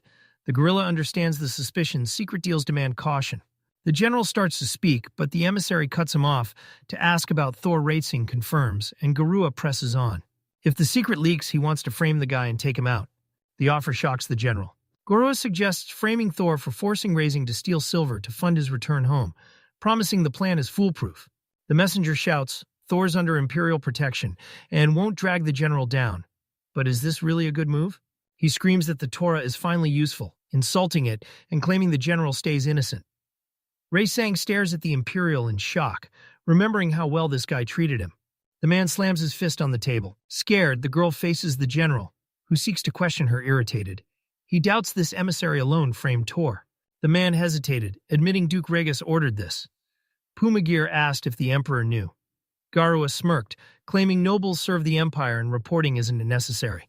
Raising, terrifying, declares the messenger dispelled his doubts, then stands. Uneasy, Garuva asks the general's response to his proposal. The general barked, demanding he shut up. The messenger paled. The general snaps, screaming that lying to the king and framing Thor is treason. Thor is his friend, and the man he wants for his daughter. He roared his refusal. Guria retreated. MCRS stammers again. The general stops talking and vows to report to the emperor. Garava tries to intervene, but Raising's fist is already flying. A powerful blow shatters the table, driving away the emissary. Rurav shuts his eyes from the blow dust blasts his face. The general angrily refuses Garua, mocking him. The panicked messenger bolted from the palace, screaming that this wasn't the man he was told about. Agnes demands what happened. The general grimly replies negotiations failed. Days passed. News from Rai Singh reached the lands of the Demon Lord about Garuha's actions and words. Kelv reviewed the plan, smuggle the silver, get back up and handle Thor. Trembling with rage, she never imagined things would end like this. Kelvin reveals a letter from Dogeria. The Lord reads it as Garua S. personal initiative, not an official Empire decision. Hornman says they must use Thor. The Lord rages. Furious, they sent a sacrifice, only for them to cause trouble now. She's outraged for Thor and feels sorry for him. Kel argues only the king and guru know this. So Tora must be told. The Lord replies she'll tell him. The Lord claims he sees her alchemist, so he must know what happened. KLV asks if she sees sure. She admits it's her mess. She organized the Empire negotiations, so she's taking full responsibility. Lord needs to tell him something important. Just about to visit Kelv. Agrees, but as Lord leaves, he suddenly turns. The man thanks Thor. The fire giant's oath proves the general is telling the truth. He's sure the general is hiding nothing. Without trust, he wouldn't believe a word. One tiny secret would destroy their bond instantly. Kelvy declares Thor inspired the general's oath, so as chancellor, he owes Thor everything, ready to grant any wish. The Lord asks what happens if Thor takes magic gear. Kelv gets embarrassed, so the Lord thanks him and promises to share the news. Soon, Thor, the girl without the Demon Lord's cloak, and Mabel met at the table, where tea and sweets waited. Mabel and the guy roar with laughter, leaving the girl totally clueless. Mabel knew Rukia would love the laser pointer. He smiled, explaining this hero item boosts magic possibilities, he added. Kelev questioned him thoroughly about it. The demon lady nervously shoved candies, glancing at Thor's smile and shuddering at the thought of confessing the Empire negotiations. She exposed her father's secret deal to trick the boy and frame him for his sins. Her Majesty first ate cookies and drank tea, struggling to move the treats to her mouth. Rukuya preferred discussing the Empire from her throne. Ruler-S mask on with friends, talking about the alchemist. His father felt impossible. She recalled Thor casually mentioning his Empire life. Maybe if she tried the... Here, Her Majesty began to excitedly talk about the negotiations with the Empire that were currently taking place near General Risingas. Upon hearing this, the main character instantly became serious. Rukia smiled confidently.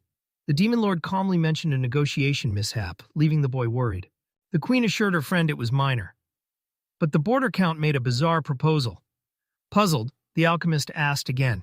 Fist clenched, the girl spoke as the maid watched nervously, slamming the nobleman and, exposing Risengeese, offered to smuggle silver to the Empire for a criminal deal. Shaking, the Demon Lord revealed the Count and General's secret alliance to please the Empire and stop his betrayal. But Rakia was cut short.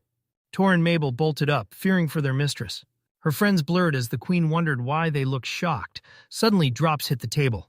Suddenly, she realized tears were streaming down her face. She revealed he was the target. The Demon Lord hoped it was a mistake. The boy anxiously eyed his friend. Rukia, barely holding back her emotions, blurted out that this man was the mystery. Maid and alchemist calmed the lady. She stopped, still moaning and trembling.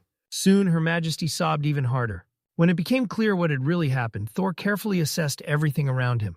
Holding his hands, the demon lord sadly said, this reminded him of his father. Tears in her eyes, she gripped his hand, refusing to believe him. He was the boy's father. He sent the protagonist to the demons as a sacrifice and used him.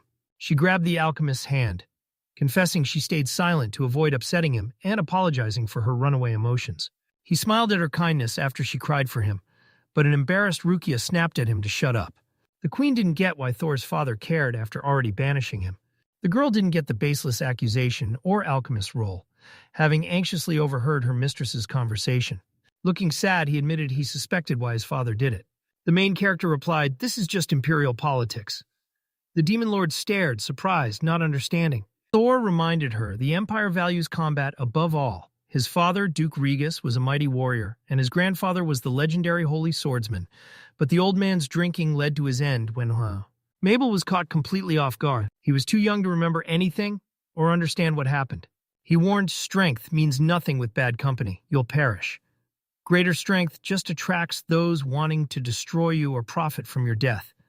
So, he decided chasing strongest was pointless.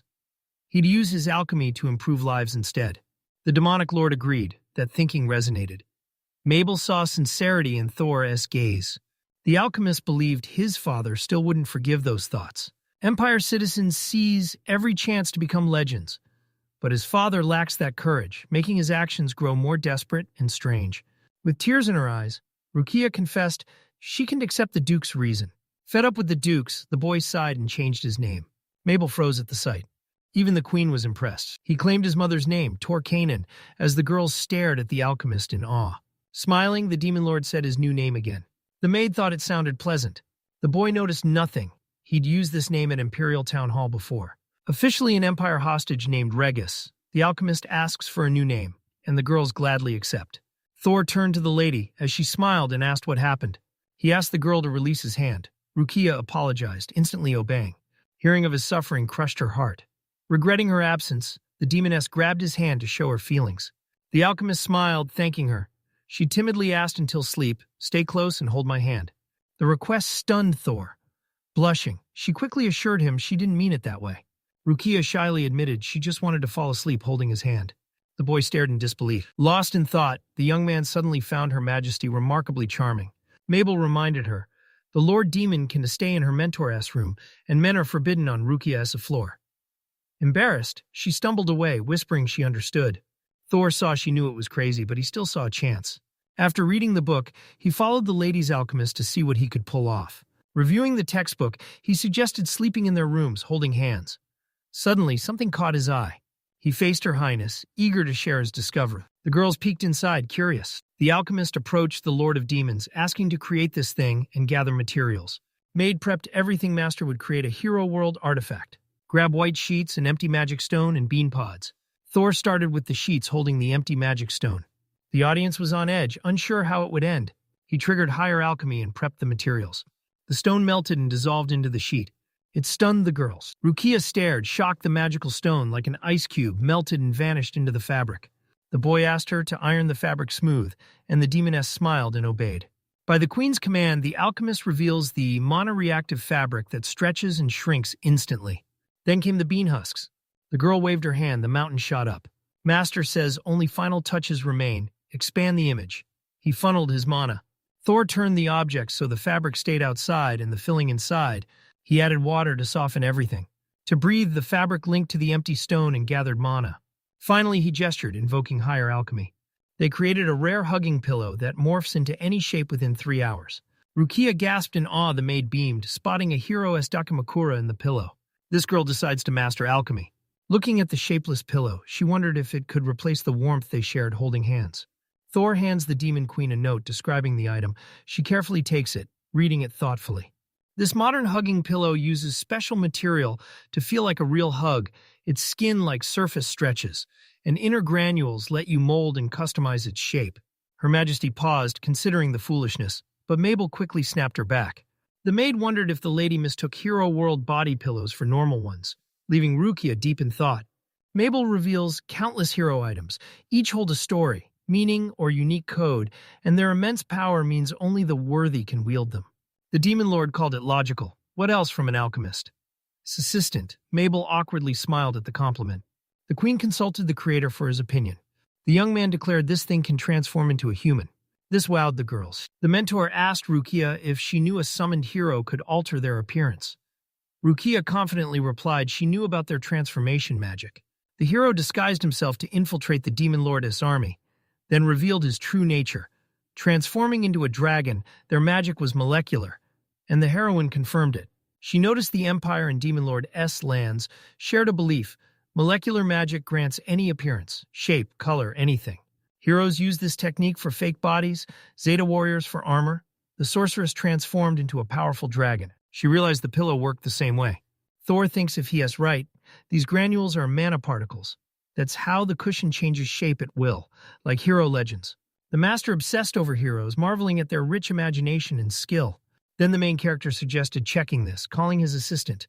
He told Mabel to channel mana into the pillowcase, and she obeyed. Hugging her, the maid used magic to grant the wish. The fabric started acting strange. A magic circle glows around the pillowcase as the alchemist tells the shocked lady a mana-reactive stone is sewn inside. The boy explained, mana holds its owner as character. He wondered what if a shell-wrapped pillow absorbed Mabel's mana. Stunned, Rukia finished his sentence. The pillow becomes a maid. Suddenly, their magic failed.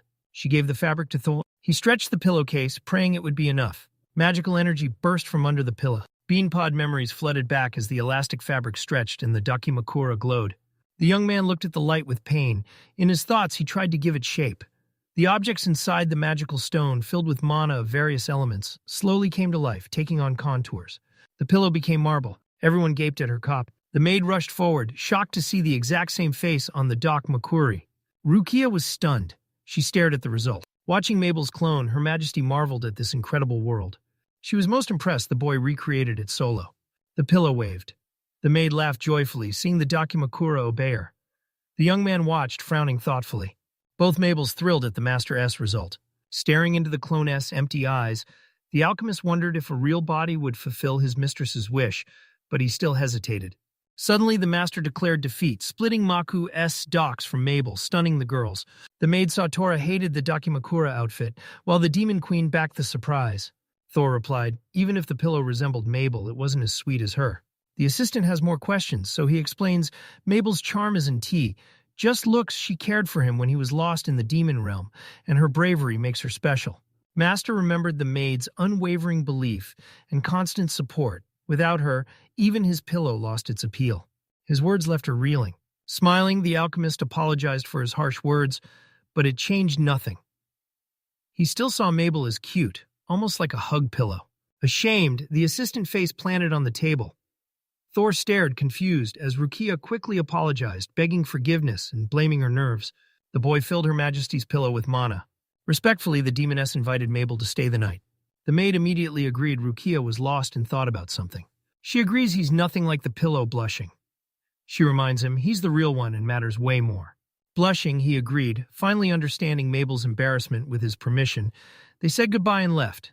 Running out of time before sleep, the alchemist eyed his leftover fabric, wondering what else to craft with the melted magic stone. Master still feared the battle with demonic beasts. Ruki claimed the magic sword wasn't needed, but Thor forged it anyway. Majesty faced the maid. Mabel cheered back. The demoness worriedly admitted she underestimated how much the body pillow felt like a real person. She realized she'd fallen asleep holding Thor's hand, making things instantly awkward for both girls. Blushing with shame, they realized why they couldn't sleep. The pillow kept the queen and Mabel in agony all night. Mines below, mountains above, life bustled. Silk cocoons hung from the trees as a bear wandered past. Giant spider strikes monster. As monsters gorged on their prey, a giant spider loomed above, watching the bloodbath. The observer noticed a creature never encountered before, a new demonic beast. The scout realized they're breeding too fast. The swarm crawls out, cocooning the forest to hatch a spider army. The lizard had no clue how many men were needed, so it rushed back to alert the lord. Remembering how monsters treated the bear, the commander realized one spider is a great danger. The night scout, galloping on horseback, counted at least several hundred enemies. It looked as if their army was just beginning to expand its territory, and already the number seemed incredible. The forest dwellers were becoming increasingly anxious with such an avalanche of opponents. They could end up with thousands and thousands of new enemies. Scout feared Imperial and demonic armies would take heavy losses. Days before the beast battle, Thor prepped in the shadows while his father smiled over wine. The demon lord faced the smirking girl. At the castle, the MC tells Mabel it's time, and she nods while clutching colorful sheets. The maid hoped for success as the alchemist prayed his invention would pass. His assistant smiled, certain it would be a hit. Hours earlier, Mabel revealed the master was ordered to stay in the castle. He agreed he couldn't fight or help against monsters. He just needed to prep today's magical artifact, a vital part of his job. Mabel spoke these words. No Empire servant threatened them. The young man still had doubts about returning to the palace. Thor remembered his lady's tears, worrying something bad happened. His maid noticed his changed expression, cautiously asking about the Empire's monster fight. He suddenly woke, demanding answers, realizing he needed approval to review the order before he could follow Rukia. The hall door creaks open. Other demons were already waiting at the location. From his throne, the demon lord said they'd been waiting a long time. The bishop thanked everyone. People smiled warmly back. King gathered all to see the alchemist. New invention, the master revealed. He brought unknown material. Masked Rukia was shocked by the sudden turn. Thor explained the new material appeared accidentally during unrelated research. The girl admitted she didn't quite understand how it happened. He wanted to show everyone just how useful this item really was. The Lord told the boy, Mabel mishap, and Millie the magical fabric before them absorbed magic stone's power. The Chancellor saw this for the first time. As fabrics were inspected, the alchemist explained the 4 samples on the table had properties of earth, water, fire, and air. Each reacts to mana, causing an effect. Mana. The Minotaur roared, stretching the fabric. The beast was shocked it didn't tear, even at full strength thanks to Earth's properties. The lizard liked the fabric. Its water element felt pleasant, didn't stick to scales. The dwarf immediately saw air's freshness for hot cooking, fire's insulation for cold winters. He imagined its endless uses. The alchemist smiled at the cheering crowd, glad his work brought joy, until the demon lord arrived and demanded total silence. The lord praised Thor's magical fabric, but found it naive to expect instant adoption. Kelva eagerly pushed for residents to try the fabric themselves. The demon lord turned to the alchemist, asking how to pull it off. The main character suggested defeating the demonic beasts with her. The boy heard a volcano sits near the monster's nest, so the man suggested sewing wind element clothes to cool everyone down. Chancellor and King agreed it was a good idea. The king promised the materials needed to bring the alchemist's vision to life. Lord explained, this will defeat the monsters. He nodded, but something troubled him, his mind elsewhere. Leaning in, the demon lord asked how he created fabric with light and dark magic. The Chancellor feared even Lord Thor couldn't go that far. The king challenged him if he could weave 4 elements. Why not create more? The Lord eyed Mabel's cloak, and the young man, pondering, as the alchemist just smiled. The master summoned his assistant, revealing fabrics woven with light and shadow. Cloak slipped, the maid revealed dark magical fabric to the astonished demon lord. Amazed, everyone watched as the girl gave Kelv the cloak, explaining mana poured in absorbs light, turning it pitch black. Thor turns the fabric into a blackout curtain, perfect for anyone who needs total darkness to sleep. Material absorbed light only on its surface. Rays passed by and seeped through cracks. The king noted the fabric was see-through, making the MC blush in shame. Activating mana, the cloak surprisingly turned transparent, but he called it a failure. He confirmed light passed through the fabric, but saw no use since it didn't make the wearer transparent. The ruler realized light and dark are useless alone, but deadly when fused with other elements. Rukia smiled, saying the alchemist, as expected, brought wonderful gifts again. Stunned by the praise, the master froze as the crowd roared his name. Thor admired his majesty, the ruler praised his performance. Thor knelt, grateful, but had more to say. The boy had one more thing for the demon lord. The boy's insane drive even terrified the king. The alchemist begged the chancellor for help. The master hands the scroll to the chancellor, then the lord, who claims it's perfectly normal. Thor smirked, revealing the magic sword. The crowd roared, even elves and dwarves couldn't fix the first demon lord's sword. But Thor forged it anew, as the master watched in shock. He approached the king with a request. His majesty listened, smiling slightly. The boy boldly asked to join the ruler's monster expedition. The crowd went silent, even the ruler was shocked. The young man justified his presence. Most expedition magic items needed tuning. Calvagride fumed only an alchemist could set things right. For a huge batch of new material, the master needed to join personally. But the chancellor hesitated. His majesty fumed. He refused, saying they know nothing about the demoness origin or true intentions. And intel says they'll face 1,000 such monsters. The Lord saw their numbers growing every day. Attendees froze in horror. Enemies were twice their number. The demon lord, Sirius, stated they couldn't guarantee Thor's safety. He must stay in the castle, awaiting results. The rejection didn't stop him. Remembering Rukia's tears, he clenched his fist and echoed Mabel's words. The maid reveals the Empire plans to use the hero's sacred sword, and the king's letter confirms it. The boy reminded the lord his dream. The woman, with exhaustion, realized it was not a dream, but her true desire. The hands remembered the boy as confession. His dream was to surpass all hero artifacts and forge a sword to match the sacred blade. Everyone was stunned. Is that even possible? Learning it was the master's dream. Everyone burned to see the weapon. The Lord's sword is only a model. Tor dreams of surpassing its true power. He needs to witness a real sacred blade in action, which is why the alchemist pleaded with his majesty. Rukia watched the boy, wondering if he knew Thor's demand meant death. But then she remembered he entered the demon realm, ready to die. As his friend, she wouldn't defy the hero's wishes. But now, as demon mistress, she's lost. The mentor paused, torn between losing a good person and inspiring him with the artifact setup. Seeing his determined eyes, the worried lord couldn't understand the alchemist's obsession with this weapon. Everyone turned to the demon lord, begging for a yes. Crowd roared, demanding the ruler side with Thor, while Rukia thoughtfully observed. With everyone united behind her, Rukia, remembering old promises, finally decides the king assigned an alchemist to supplies, shocking the chancellor. The lord threw back his cloak and declared the boy follows him in 3 days. The boy thanked the king. She might show her joy now that it's finally worked out. The master smiled, knowing the maid understood this was fate. She agreed, his assistant. Thor claimed he didn't deserve it, but Mabel just smiled contentedly. Happiness sparkled in the hero's eyes, the assistant noticed. She felt a rush of joy, sensing the legendary weapon was finally close. Mabel was relieved everyone supported the alchemist. She worried most about him. Tor joins the monster hunt with Mabel as his guard, while the MC trains Rukia to wield the magic sword.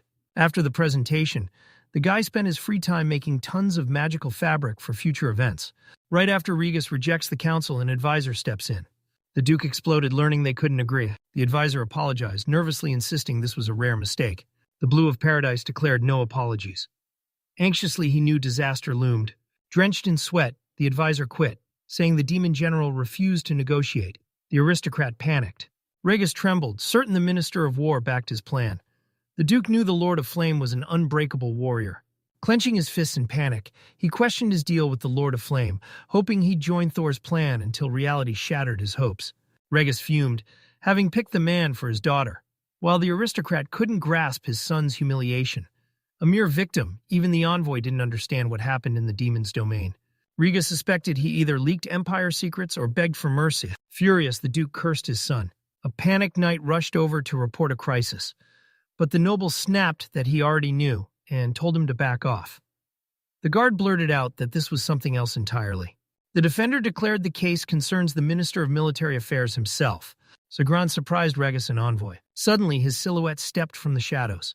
The minister announced their plan failed. He came to verify it personally. Seeing him, the advisor and Duke immediately fell to their knees, terrified. The Minister of Military Affairs is a top official trusted by the Emperor and mentors Princess Liana. He far outranks Duke Regis, but Zegran claims he's only there to talk to the family. Alarmed, Regis stammered excuses, but the minister cut him off. Plan cancelled. The aristocrat was stunned. Zarant slammed Riga's insults, but the Duke's plan to kill his own son was pure madness. He was shocked the minister knew his secret. Zagran sent a scout to Regis's squad, and the aristocrat knew he couldn't hide the truth anymore. The minister sternly argued they couldn't provoke the demon lord. Sacrificing his son as a hostage was necessary, but things were spiraling. Regis insisted everything was still on track. The foreigner angrily cut him off. Furious, his plan ignored, accusing Tor. The Duke instantly tensed with fear. The minister sneered that he should have retreated once the general rejected the silver heist to avoid this mess. The aristocrat trembled with excitement. Seeing his errors, Zarin reminded him they still fought monsters, urging him to show the ruler the Empire's might. Regis begged to go with the minister, but he refused, sending the Duke away. The news left the aristocrat stunned. Zarin then ordered him to join the military minister's army to invade a small southern country.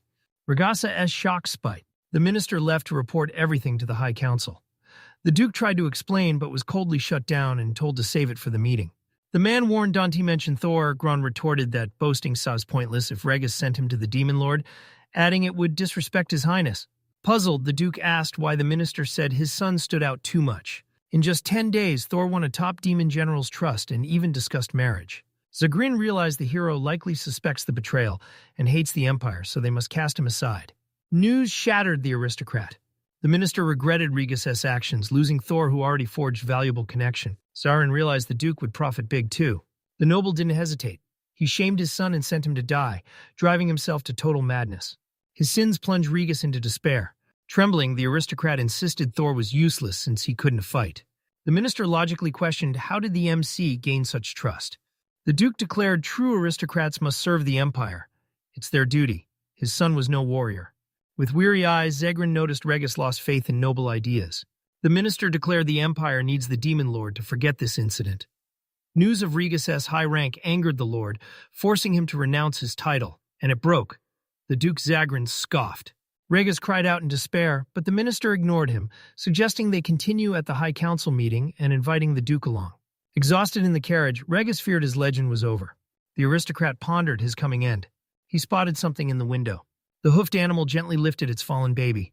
The Duke saw the truth. This is far from over. Regis believed Thor still wanted saving, seeing their fight as a simple family spat. He figured Thor was just sucking up to the general for his dad, wishing they'd sent letters to avoid this mess. The aristocrats urged Thor to return. This stunned Zagrin. Smiling, the Duke declared his mission a success after the Demon Lord acknowledged him. He spoke like the MC was watching, offering to write letters, pitching his son as the Empire's loyal dog. The minister was stunned by the resistance, but it got his gears turning. Zarin sent Tori a letter, certain it would spark doubt in Lord S.'s mind. Deep in the heart of the Dolgaria capital, the king turned to Princess Liana, who knelt instantly, listening intently to his words. The emperor warned again, a giant spider has invaded the borderlands. His Majesty sat on the throne, focused. He told his daughter talks failed, forcing them to fight the demons to prove their strength. The emperor wanted to prove hero descendants could still crush the demon lord. Liana understood, and her father praised her power and spirit, declaring her worthy of a gift as a servant arrived with a box. Inside the trio's chest lay a legendary sword from another world. The crowd froze as the girls stared in shock. The king ordered his daughter to wield it, showing the demon lord's people the Empire's true power. Liana took the weapon, spoke reverently, and smiled. Her father nodded, backing her choice. The emperor reminded her their journey was long, asking her last wish. The princess requested to see her twin sister Sophia. The king approved, so Liana thanked him and returned the priest's sword. Leaving, she threw over her shoulder she'd join him in a moment. Liana sprinted to her sister. Sahakana sprints to the gazebo. Her sister waited there. Smiling, Sophia bowed to Liana, hailing her as the princess of the sacred sword. But the girl blushed shamefully, begging her to stop. Worried, Sophia asked why Liana ditched the ceremony to come here. His sister said the ceremony was over, but disappointed, she couldn't share the details. Sophia wasn't worried, only if Liana felt good. She smiled, offering the princess tea. The princess pours the hot tea. The princess rushed out, leaving the maids to handle the rest. Sophia smiled, offering to help Liana since she'd already started, leaving her sister baffled. The princess wearily gazed at her reflection in the teacup. She sadly claimed that if Sophia were stronger, she'd be the sword princess instead of Liana. But Sophia just listened with a warm smile. She claims strength is a princess's key asset, while Liana adds that Sophia's light magic makes her perfect for the legendary weapon. Sister grabbed the sword, calling it a useless luxury. Sophia smiled, grateful to be alive despite her weakness, but her words enraged the princess. She knew as a peasant she'd fight in wars. Even a minor noble title wouldn't spare her hardship. She'd be sent abroad as a hostage. Liana froze as Sophia revealed Duke Rita's son was sent to the demons for that exact reason. Her failed repair brought a brutal punishment. The match sword was shattered to pieces.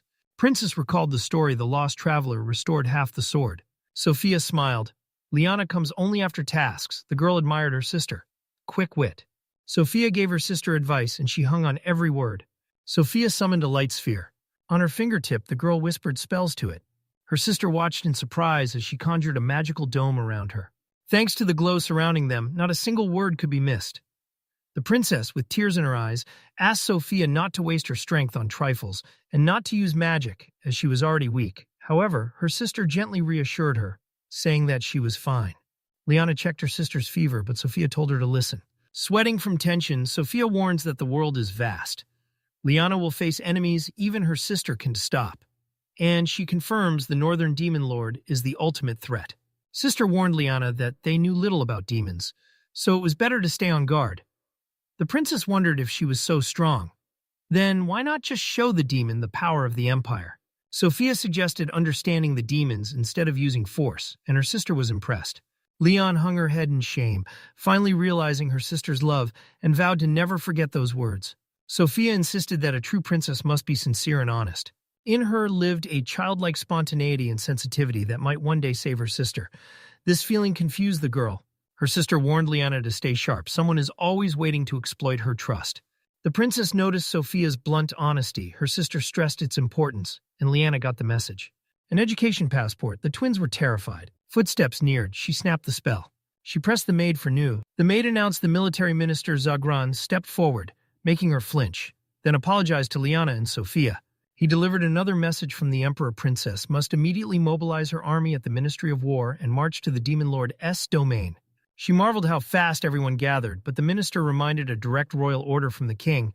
The twin warned Liana to be careful, but Zaran shot her a cold glare. She used her husband to shield her sister. The minister snapped that Sophia wasn't involved, ordering her to stay put and focus until her duty begins. The princess complained about her sister's treatment, but her husband silenced her as nights closed in. Zagran reminded Liana of her goal to be the perfect princess. The girl finally snapped out of it and obeyed. Watch this closely. The warrior stood ready. Her Highness charged. In the Demon Lord's domain, a squad hunting Hexenbus advanced along the southern road toward the mountains. Tor peered from the carriage, spotting a long line of wagons and travelers on the path. The pen housed powerful Minotaur infantry, skilled elven mages. Supply carts followed, hauling food, weapons, and armor. MC wanted to transport items in a complex container, but Mr. KELV refused. They used food bales to boost morale. A strange box would alert the demons instantly. He hoped for the best, but a maid suddenly appeared before him. Mabel, deeply focused, clasped her hands in prayer. Seeing this, the young man smiled to distract her, promising they'd work together. Springing to life, the girl vowed to die for her master. He tried to protest, but she silenced him, stunning the alchemist. Trembling, the maid reveals Thor as her lord and protector. The main character thanked Mabel, feeling the same. The girl, with a fighting spirit, declared he shouldn't worry and trust her. He laughed, certain Rukia could safely examine the magic sword, while the assistant got into position. Suddenly, the master heard a noise and called Mabel to investigate. The alchemist saw the Imperial army already in position. Days later, the Demon Lord's army reached the meeting place where Imperial soldiers waited. Near the ruler's tent, 2 sturdy Minotaurs stood guard. His Majesty rested before meeting Empire representatives. The king thanked Kelva, the elf and troll commanders, Mabel and Thor for their hard work. The general and his lizard warriors head to Gargaros to scout the Hexen beast lair. The general watched giant monsters through his telescope. If one moved towards the demons, the army would be ready. Suddenly, the Demon Lord spotted something off. The Chancellor and commanders backed His Majesty's decision. Nobody expected the tent to be this cozy. Thor smiled as his clothes created a cool breeze in the still air. This special fabric kept everyone dry and beat the heat. Suddenly, an eared figure slipped into the tent, apologizing for the intrusion. Kneeling, the tiny girl confirmed the army supplies were delivered and asked if anything was missed. Supreme Lord nodded, gesturing Mabel and the hero to follow. The conductor grabbed the dark fabric, showing them. She unleashed her mana, exposing the secrets of the barrels and boxes to the Demon Lord. It stunned everyone nearby. The girl promised they had plenty of food. The king smiled, realizing the alchemist's useless light fabric finally had a purpose. Girl turned to Kelv, who grumbled what's happening. The worried conductor tried to speak, but the chancellor cut her off, claiming this tension was actually perfect. The girl sack struggled for words, agreeing yet needing to object. Kelev then loudly asked if she doubted their beauty. The girl had no time to confirm his words before the gentleman immediately ordered her to show what was inside the bales. The guide promptly rushed to carry out this task. She touched the mana, turning the dark bag clear and revealing the food inside. The girl showed everything filled with food. KELV found it super convenient. The girl just nodded. Chancellor asked if the Lord knew, and he pondered. He asked the master if he was okay, but the young man was confused by his intense stare. Kelv sighed as the soldiers panicked. The suzerain noted the Chancellor predicted this, then ordered the guide to fix it and left. The Demon Lord called a meeting, sharing vital info before facing Imperials. Their target was Beast Demon Gargeros. His Majesty warned again. Rapid creature breeding surged monster numbers by hundreds. Daily, their numbers multiply. The monarch claims the demons can win without the Empire's help. Rukia knew going solo would endanger her troops, so she stayed cautious to protect them. The girl clenched her fist and confidently declared demons would unite with the Empire to attack and exterminate the spiders. Everyone took the choice dead seriously. Elves stressed countries united for the first time. The operation would build strong neighborly ties, and liberated people would trade with demons. Then he detailed the plan. Scouts report the beast and spiders have claimed the mountain fighting head-on as suicide, so they'll lure the swarm out instead. Generalcy troops would burn the threads with specific web battle torches stored in forest warehouses. The Demon Lord thought this would stop the threads, as Kelv aimed the first magical blast at the elven squads. Magic's short range usually forced wizards close to monsters, but now they had laser pointers, infantry-fronted wizards. As the infantry charges, the elves stay safe. This invention lets them strike from a distance and dodge every blow. Minotaur infantry wore amulets to boost their health. With this help, they can envelop in water mana. Transforming it grants water power, resisting the General's scorching fire. The Supreme Lord simplified the task, burn enemies with fire. After bombing, the Lizard Squad patrols, finishing off any escaped spiders, His Majesty concluded the meeting. Thor was stunned as every eye suddenly turned toward him. The Minotaur and Elf commanders knew they were short on vital resources. Everyone feared things went too smoothly, leaving the main character awkward. The Demon Lord warned them, expect anything in battle. Ruler warned reinforcements once saved them from careless defeat. Commanders vowed to heed his warning. The King and Chancellor discussed allying with the Empire. He apologized, worried that there's still no word from the Allies' security. The Ark was stunned. KELV confirmed greetings, but Imperials heard demon plans and still hid their intentions, baffling the Lord. Trusting no one, Alchemist sent scouts ahead. The boy knew the Imperial Guard would act alone, breaking agreements, when suddenly someone burst into the tent with urgent news. The lizard confirmed his suspicions. The Empire's warriors were already clashing with demonic monsters. The fighter baited Gargaros and the spiders to the cliffside rocks, then asked the Demon Lord for his next move. Zegrin rallied the Imperial Guard, declaring victory against the Demon Lord. Monsters would prove the Empire's might, and demanded serious commitment. Soldiers roared approval. Stunning the guards, the man called Her Majesty. The girl smiled, thanked them for the journey, noting their tiredness. The volcano was far, the heat intense. The warriors protested, swearing they were still strong, confused and gasping under her heavy armor. Liana just wanted to go home and hug her sister. Minister's stern gaze snapped Her Majesty back. The princess announced. Gargarosa noticed them, heading their way, then raised her sacred sword. Liana urged the garrison to defeat the monster, proving to the Demon Lord no non-human can match them. The girl shouted that slaying monsters is the true mission for every hero's successor. As the crowd cheers, the Queen and Zagrin count their 300 elite guards. The Demon Lord just sighs. He only has 100 warriors. The minister declared their forces outnumber the enemy 3-1, confident they'll crush the monsters alone and prove their strength. He asked if she knew the plan. She did. Soldiers stall the spiders. Then she strikes the Hexen BS with her legendary weapon. Zeg says once the giant falls, the soldiers will crush the spiders. The minister orders Liana to watch the man with the tome, but she snaps that she already knows. He warned the sacred sword demands immense magic. She'd only wield it briefly, so use her strength wisely. The princess refused to repeat herself to avoid disgrace before the Demon Lord. But Zagrin's demand to keep her standards for the soldiers left her visibly shaken. Liana sighed, haunted by the pressure to be a flawless princess. She had to be brave and cold-blooded. Closing her tired eyes, she reopened them with a daring smile. The soldiers saw the enemy closing in. The minister said that they managed to lure Mount by using him as bait.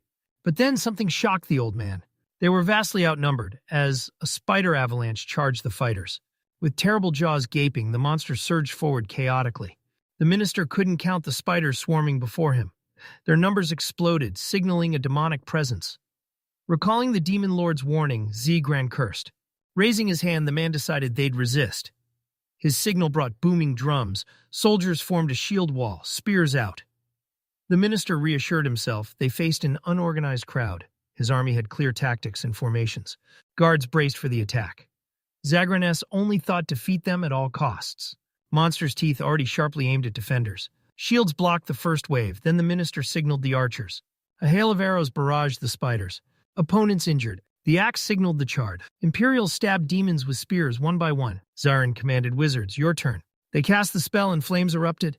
A flame sphere slammed the battlefield. Thick smoke immediately engulfed everything. Enemies burned in the fire, but many still charged forward. The enemy slowed, so the minister ordered the cavalry to charge, carving a path to the giant spider with swords drawn.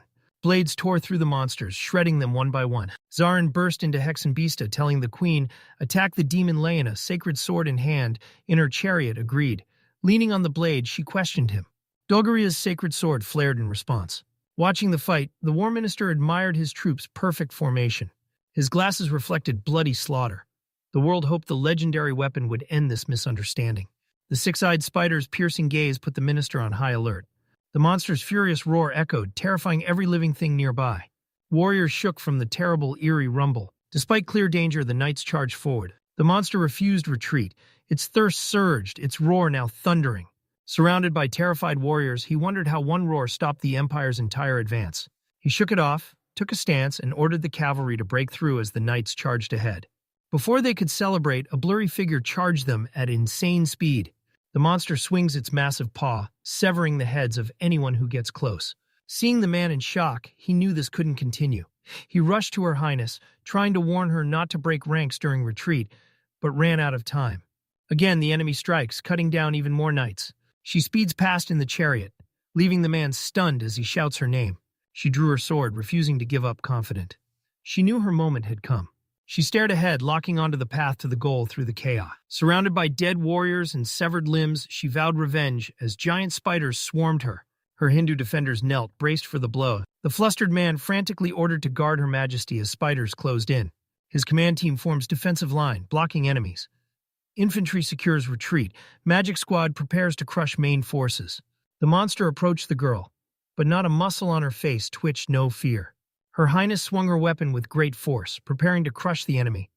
With the incredible power of the sacred sword of Delgaria, a legacy of true heroes, the knights stood frozen in shock, watching the chaos with pure horror on their faces.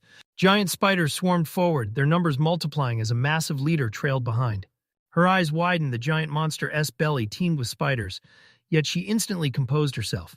She must destroy it, or face total annihilation. She lunged, slid under the monster, and readied her blade. The girl cast a spell, directing the sacred sword's beam. Bright light struck the monster's side. Wounded, the spider roared in fury. Her Highness watched him closely, alarmed by his strange behavior. A powerful blow shattered her chariot, but the girl nimbly leaped aside.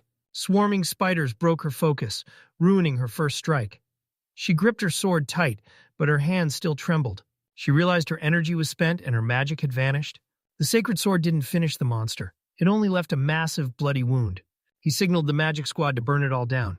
A blast rang out, the order executed, the man stared into the flames. The monster stood unharmed. The blow dissipated. He couldn't believe it. His powerful attack hadn't touched the monster. He thought only Her Majesty could harm the spider. Then something nearby caught his eye. The defense is cracking as the spiders swarm. They must rescue Her Highness and retreat to regroup. The Imperial Guard crushed the first wave. Despite enemy numbers, the guards held the advantage. Break their front line again, and it is a war of attrition. Wipe out most spiders to gut their main force. Confident of victory, a strange sound instantly alerted him. A rumble shook the outskirts, and the man scanned the area, desperate to find the source. That night, news of enemy reinforcements sent the commander into a panic. Enemy army appeared on the horizon, even more than last time. He couldn't believe their ambush strength. He cursed monsters led them, and as he realized it, rage flared instantly. Guard knights warned the minister. They re-encircled enemy troops, tightened the siege. Spiders swarmed the warriors, sparking instant panic. Knights counted hundreds of monsters, maybe 500 or more. The guards were hopelessly outnumbered and overpowered. The soldiers trembled, every heart consumed by the same terror. They were nothing but easy prey for the monsters. Her Highness fought for composure, her strength and mana completely spent. She rose, nearly out of mana, just a swordswoman, facing a monster with only her blade felt insane. Suddenly, a devastating attack struck, destroying everything. The girl froze, terrified. Nearby, a monster roared. The beast was so huge only heroes could take it down. Emotions overwhelmed her, she doubted her strength. Her legs shook as she collapsed to the ground. The monster was terrifying, its long, writhing tongue shot out no ordinary spider, just its massive size. She spotted a strange red mark on his head. A light beam blasted the monster from the side. The strike pierced the spider's eye, making the monster shriek. Suddenly, a voice stopped the Empress and her army, commanding everyone's attention. The minister and knights looked up as a dark figure emerged, the Hand of Everguard, Lord of the Demon Lands. The bishop promised his people would help the guards. Her Highness weighed his words about the Demon Lord's magical protection. She couldn't believe her eyes. It was beyond magic. Their strike devastated the monster. The command sounded again. Another light beam shot past her, hitting the target dead on. Girl stunned, second blow dropped the spider again. Still roaring in pain, Agni confidently eyed the monster, mocking too painful after 30 mages. The Demon Lord's assistant wielded a strange magical laser pointer, expanding Magic's range and focusing power to merge multiple attacks for massive damage. When Ruki tried it earlier, the explosion blasted him back on impact. I'll turn to Thor. Did you see that? The boy saw it, calling the laser shot incredible. He pictured her divine blade, felt its godlike power, and nearly fell in love. Thor beamed, still dreaming of the sacred sword. Ricky and his partner watched the Imperial guards nearby.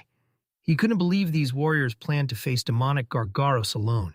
He figured they wanted to boost the princess's status, or flex the sacred sword's power against the demons. Subordinate asked if the queen saw this coming, but she expected it. The Empire dumped Thor, but others still wanted to use him. Trust was a trap after crushing the beast. Hexen, she needed one final answer. She demanded all respect the nobles and royals. The queen wanted battle details, but the princess only praised her wisdom. The novice echoed the queen. The imperial troops were elite, and he felt lucky to see them in action. The army underestimated Gargarosa, a mysterious monster the Lord warned the Empire about. But neither Ruki nor the Empire foresaw its unyielding stubbornness. The spider reared up and roared as the minister charged to save the princess. He told her the siege broke, and they had to move fast. But the fight was far from over. Gargaros was formidable to all, even the Dark Lord couldn't handle him alone. Enemies sniped from afar, breaking their spells. The army had to strike now, but they needed the holy sword to finish the job. The princess remembered the beam hitting the spider, making her anxious. She was forced to agree with the minister. He caught the princess and helped her walk as she collapsed, while the newcomer and demon queen watched from the shadows. A demon reported spiders left the Empire, now advancing on them. The princess's weapon barely scratched the demon lord. He signaled the soldiers, mocking their predictable tactics. The queen orders long-range magic to stall the spiders. Once they stop, the general and minotaurs charge in. The commander minotaur raised his voice, and at his call, a whole horde of monstrous creatures surged forward. He activates health suspensions. Everyone gathers on alert as fire magic charges them, adding 100 strength. The elven general ordered magic support for the minotaurs, and they had to give it everything. The commander vowed to unleash his lineage's power, giant sword on shoulder, burning to avenge his land's suffering. Agnes turned to her father as they both prepped for war. Summoning Thor's gaze, her strength instantly spiked by 400 points. Elves launched the assault. Mages aimed staffs at the approaching enemy, unleashing a powerful magic barrage. As the carriage rolls along, a noise erupts from the forest as a knight charges the travelers. The boy caught his target. The man inside handed him a rolled-up scroll. He pleaded with the young man, who knew his duty to deliver the message. The young man rushed, determined to ensure the letter reached S. Battlefield tension skyrocketed as Imperial troops barely held the line, while the minister barked orders, desperate for a miracle. Spiders fell in piles as General Minotaur dominated, while the Demon Queen watched grimly. Thor and Mabel tracked the action from the sidelines. Target the red light spot on Gargaros. The elven commander knew shooting him was impossible. His mages couldn't see him, and the rest would miss. With the laser sight, every shot hits. The monster was severely injured. Its eye hit hardest. Another magic blast severed two of the spider's legs. Rookie saw Gargarosa's lost legs would slow him, so the moment was now. He ordered Kelt to shift the laser, revealing a swarm of spiders charging them. Kelt quickly locked on. Her Majesty summons dark flames, suddenly erupting from the Demon Lord's palm. The princess showed off the holy sword, so she'd unleash the true power of dark mana. Her Majesty charged into battle, grinning with joy. Novice aimed the flame of emptiness at the enemy. Flames blasted the spider swarm's center, incinerating everything. 1968. Monsters screamed deadly cries. Everything burned in a flash. Rikia smirked. The fire of emptiness is lethal but short-ranged, and the laser pointer fixes everything. The Master-S power shocked the Minesweeper commander, sweeping away hordes of spiders in one blow. Fear and fascination gripped her as the magic flame turned everyone to dust instantly. It was terrifyingly beautiful. The princess and minister heard the explosion, catching the girl completely off guard. Demon Lord S surprised the flame still burns but knows it'll die any second.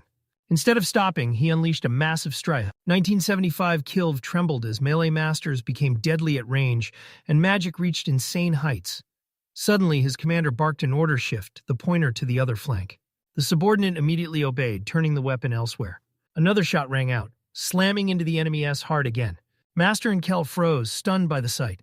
The Minotaur watched closely, captivated by the unfolding action. Everhard couldn't understand why the demonic flames followed the pointer's every move. Kelf had no answers, guessing the tool itself held a secret power. The mistress loved this turn of events. Her subordinates would cause more damage, and the flames would die out. She unleashed a second volley of demonic void fire. The strike hit the enemy again, but flames flared stronger, engulfing a wider area. 1983. Screams pierced the flames. Confused attackers watched as thick black smoke billowed out. 1984. Her Majesty was convinced the flame grew much stronger. Maybe a laser pointer directed the dark magic, Thor claimed. 1985. The pointer pits light against dark. Dark mana crushes light into a beam, and the Lord realizes it's fueling the fire. 1986. This acting was like throwing firewood into a fire. The flames immediately blazed stronger, greedily consuming the new fuel. The demonic flame never died, clinging to the weapon. 1988. She pointed, fire erupted, engulfing all magic, raged until mana drained, devouring every enemy. In 1989, the master filled the stone with darkness to trigger the magical indicator. He realized the laser pointer and demonic flame of emptiness shared the same nature, both created with assisting mana. Controlling his mana forged a connection. They obeyed him unconditionally. Kelf told Her Majesty after using the pointer, she could control magic at will. They showed him a laser pointer wave ignited the enemies one by one. Stunned, he knew hundreds of spiders were crushed again. Everhard stared in awe at Thor's masterpiece. Spiders suddenly turned. The elves realized they were coming for that 1995 monster scattered to escape. But the lead elf ordered no survivors. He wouldn't let a single one break free and fail as ruler. 1996. Magic struck the monsters again. Many fell, the rest fled in fear. In 1997, the princess and minister were impressed. Power and lightning speed left them speechless.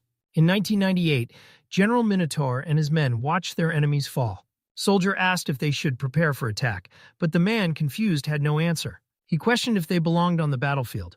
Thor, delighted, instantly told Mabel everything was perfect. The demon lord knew he was right to insist on coming, witnessing a captivating spectacle. Mabel notices the stone and creatures burn instantly, triggering a familiar memory. She recalled wizards competing to see who defeated monsters faster. These duels appeared in ancient legends and even product catalogs. The elf girl finally understood and spoke her mind. Tor confirmed she was right, same presentation. They chanted the word, encouraging the battlefield. 2008. Before spectators, a legend unfolded as a Tide Man spoke passionately, bringing ancient hero battles to life in the arena. In 2009, Rukia made her mark. The demon lord watched the mangled spider. Rukia knew it was time for the final blow. Sensing their bloodlust, the monster let out a silent, shattering roar. Everyone suddenly swarmed into a massive crowd, leaving the queen baffled by their shift. Master noticed something strange, the main spider cried, and little spiders instantly shifted, forming a tight living shield around Gargarosa, completely blocking the view. A messenger approached, and the man demanded an immediate update. Messenger reports, enemy suddenly retreats behind their improvised wall.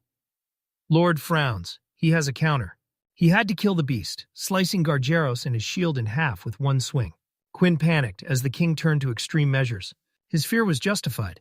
The king bet everything on Thor's custom magic blade, and Thor smirked. It was his plan from the start. The monster scrambled to hide, but losing two legs made it a struggle. Another blindside from behind sent the spider into total confusion and despair. The lord brandished a long black sword. The elves looked up, instantly noticing His Majesty draw his sword. Master Tor forged this enchanted sword for the demon lord. Rukia didn't turn to her sword for strength. She summoned the flame, and black fire erupted around her. Gripping the hilt, energy burst from the magical stone, revealing the weapon's power. Thor promised Rukia the weapon's mana would merge with hers, igniting, then just direct the unleashed power at the target. Mana overload usually destabilizes the user, but this sword prevents it. A black pillar shot skyward. The Minotaur watched in awe as Rukia smirked with satisfaction. The princess was stunned. This felt like another world. She fumed. Her sacred sword strike was trivial compared to what she saw. The fiery attack's mana-limited 10-meter range felt tiny. Such was the demon lord's sword. A force guided Everhard. Dark flames erupted from his palms, destroying demonic beasts, ravaging his lands. He aimed the demonic sword of emptiness at foes, destroying them one by one. The spider screamed and scrambled to hide, but the master wasn't letting it escape. The black beam hit the monster again from afar, this time striking precisely.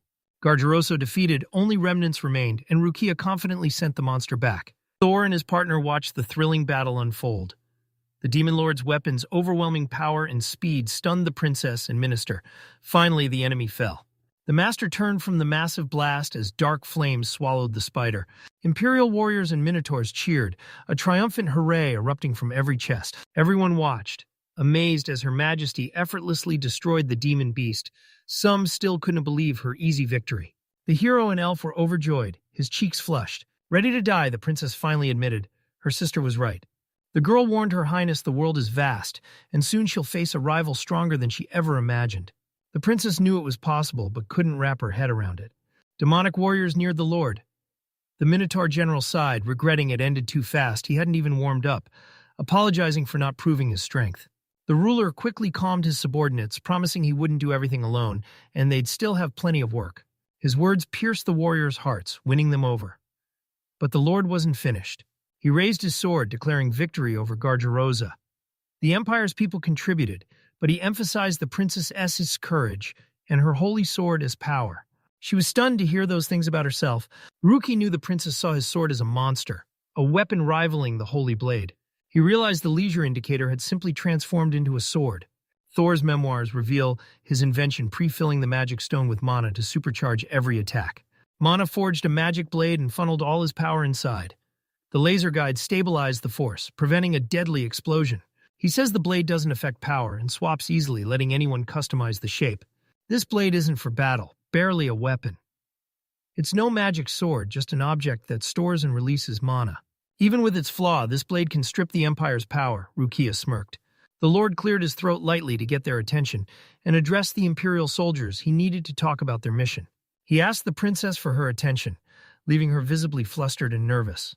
Her Highness and the minister climbed to the hilltop tent. The minister fumed, convinced the entire battle was a massive mistake. Imperial soldiers sent bandits to scout demon territory. They reported only 100 spiders, but with so little time passed, their numbers couldn't have exploded. The Empire dismissed the ruler's warning as a trick to lure troops from a weak enemy, so Imperial forces marched with a powerful army, fearing demon attacks. Even with an army, he couldn't defeat the monster. A complete failure. Dismissal was unlikely, but he'd answer for his mistake. He remembered the orders he gave as everything spiraled. The man must avoid more mistakes in negotiations. He obsessed over the princess, molding her into the perfect piece for his game now. She was finally his to use.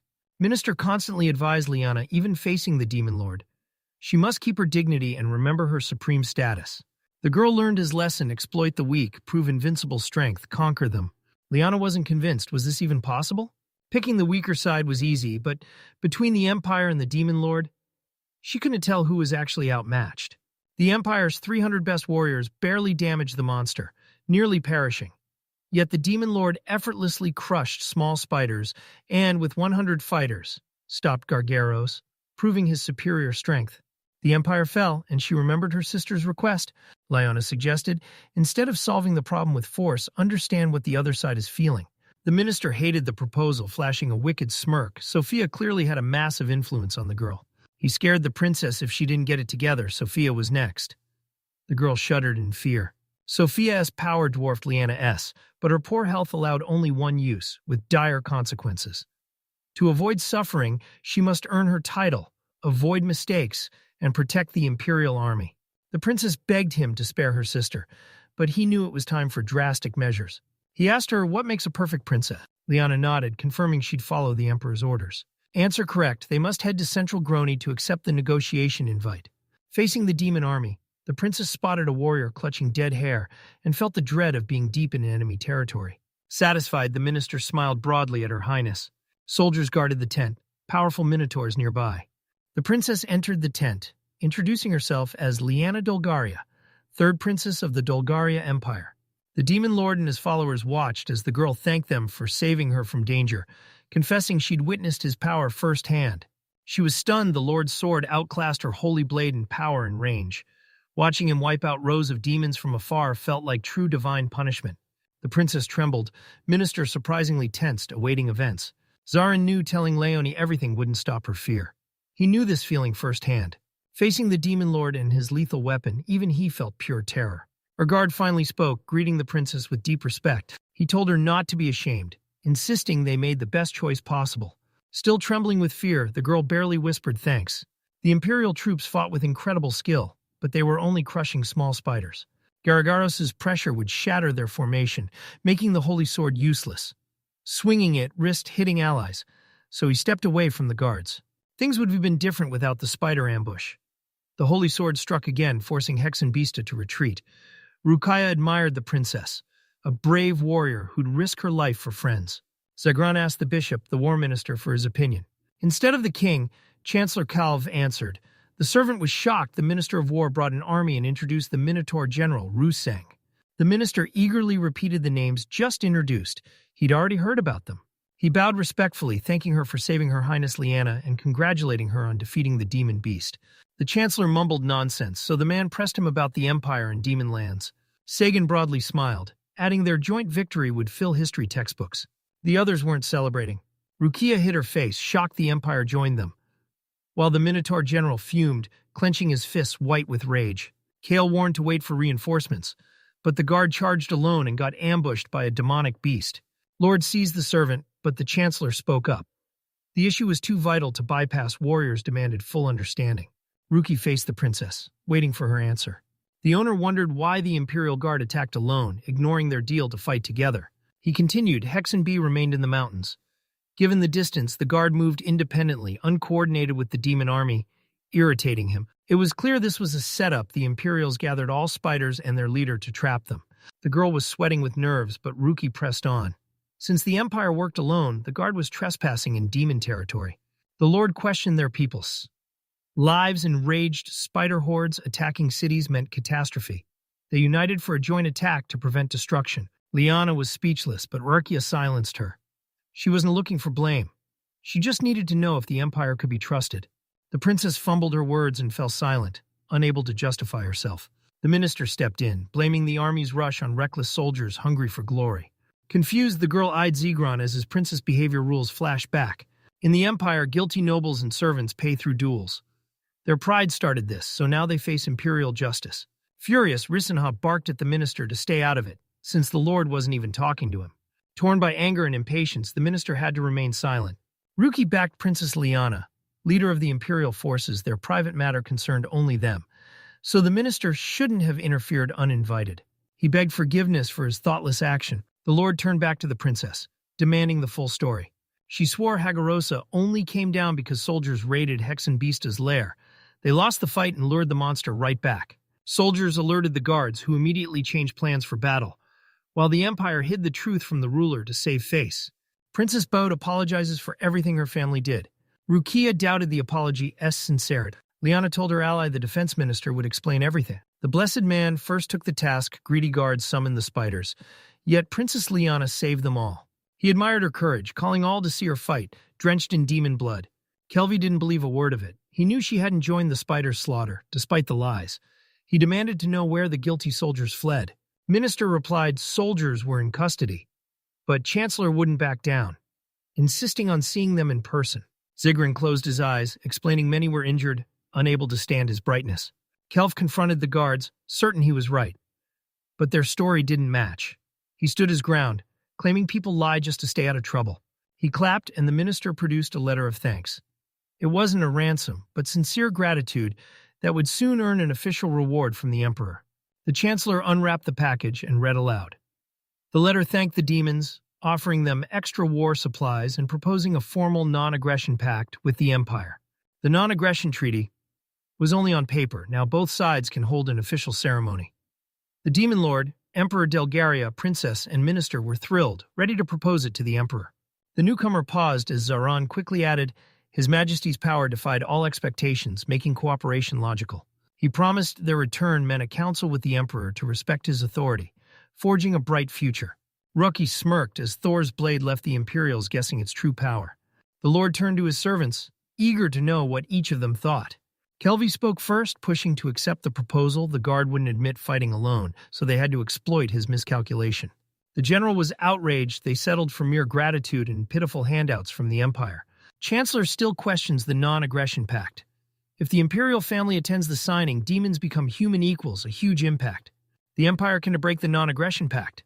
The Lord knew successful talks meant demon-human trade.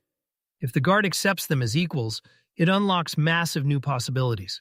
The servant knew it was a great idea. It promised real benefits. The general asked the ruler and Kelvy if the Empire violated the joint offensive agreement. He agreed, but everyone knew the Imperial Command-S methods. Likely the Minister-S soldiers never existed. Culprits would be scapegoats. The gentleman nodded. Ruja knew surrender means trouble. They'd execute anyone disliked. The Empire wouldn't stop cruelty rumors would spread. A strategic move. The general growled in disgust, his fury flaring again. Kelvy understood.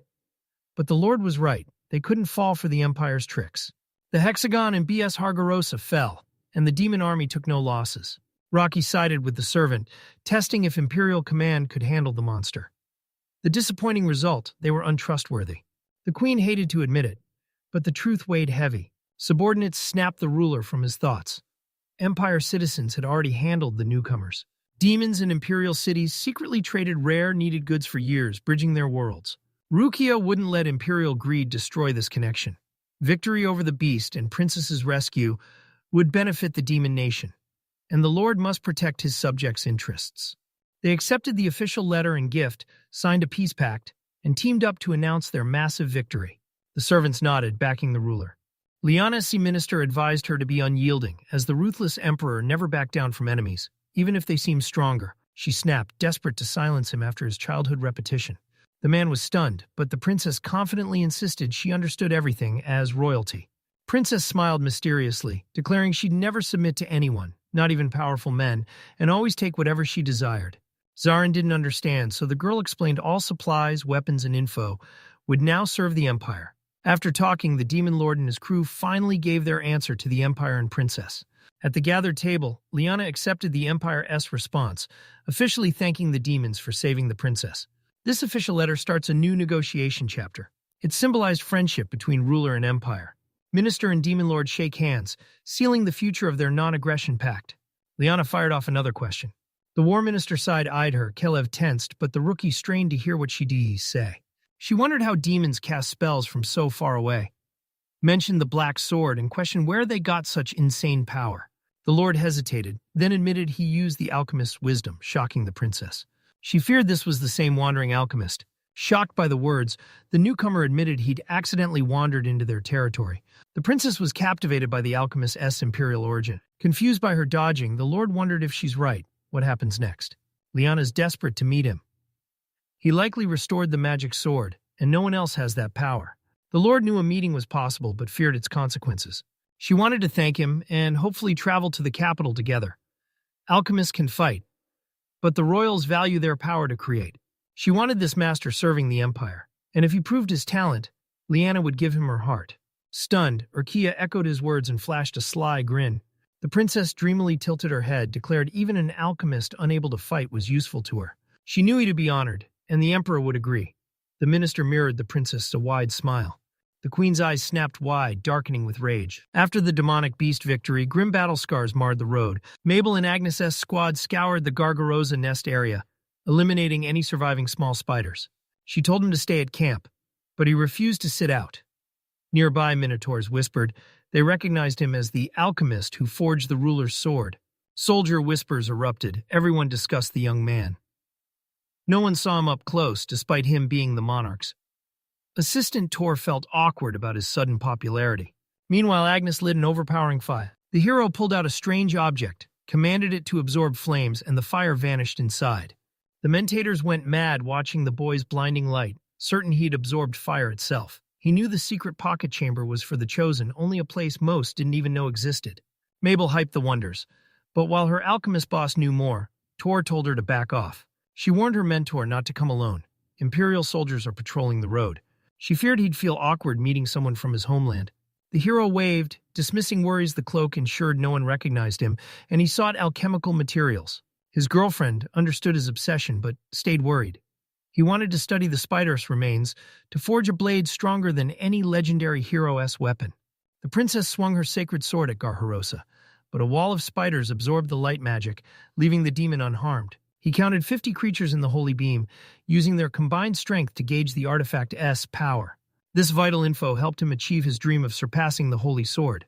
Agnes and Mabel gave the hero a sympathetic look. They feared the sacred weapon would outclass his blade, but was that even possible? They couldn't even imagine it. The young man couldn't understand their shock. The blade's beam instantly dispersed spider hordes and destroyed the monster. To him, it was nothing special, just an upgraded laser pointer. Only the ruler has power impressed. Only the ruler has power impressed. Lost in his dreams, the boy felt pure wonder. He saw Lady Rukia's performance again, hoping his next sword would make her shine even brighter. Mabel snapped him from his thoughts, confident His Majesty would back her hero's goals aside. Their priority was Master Thor's safety.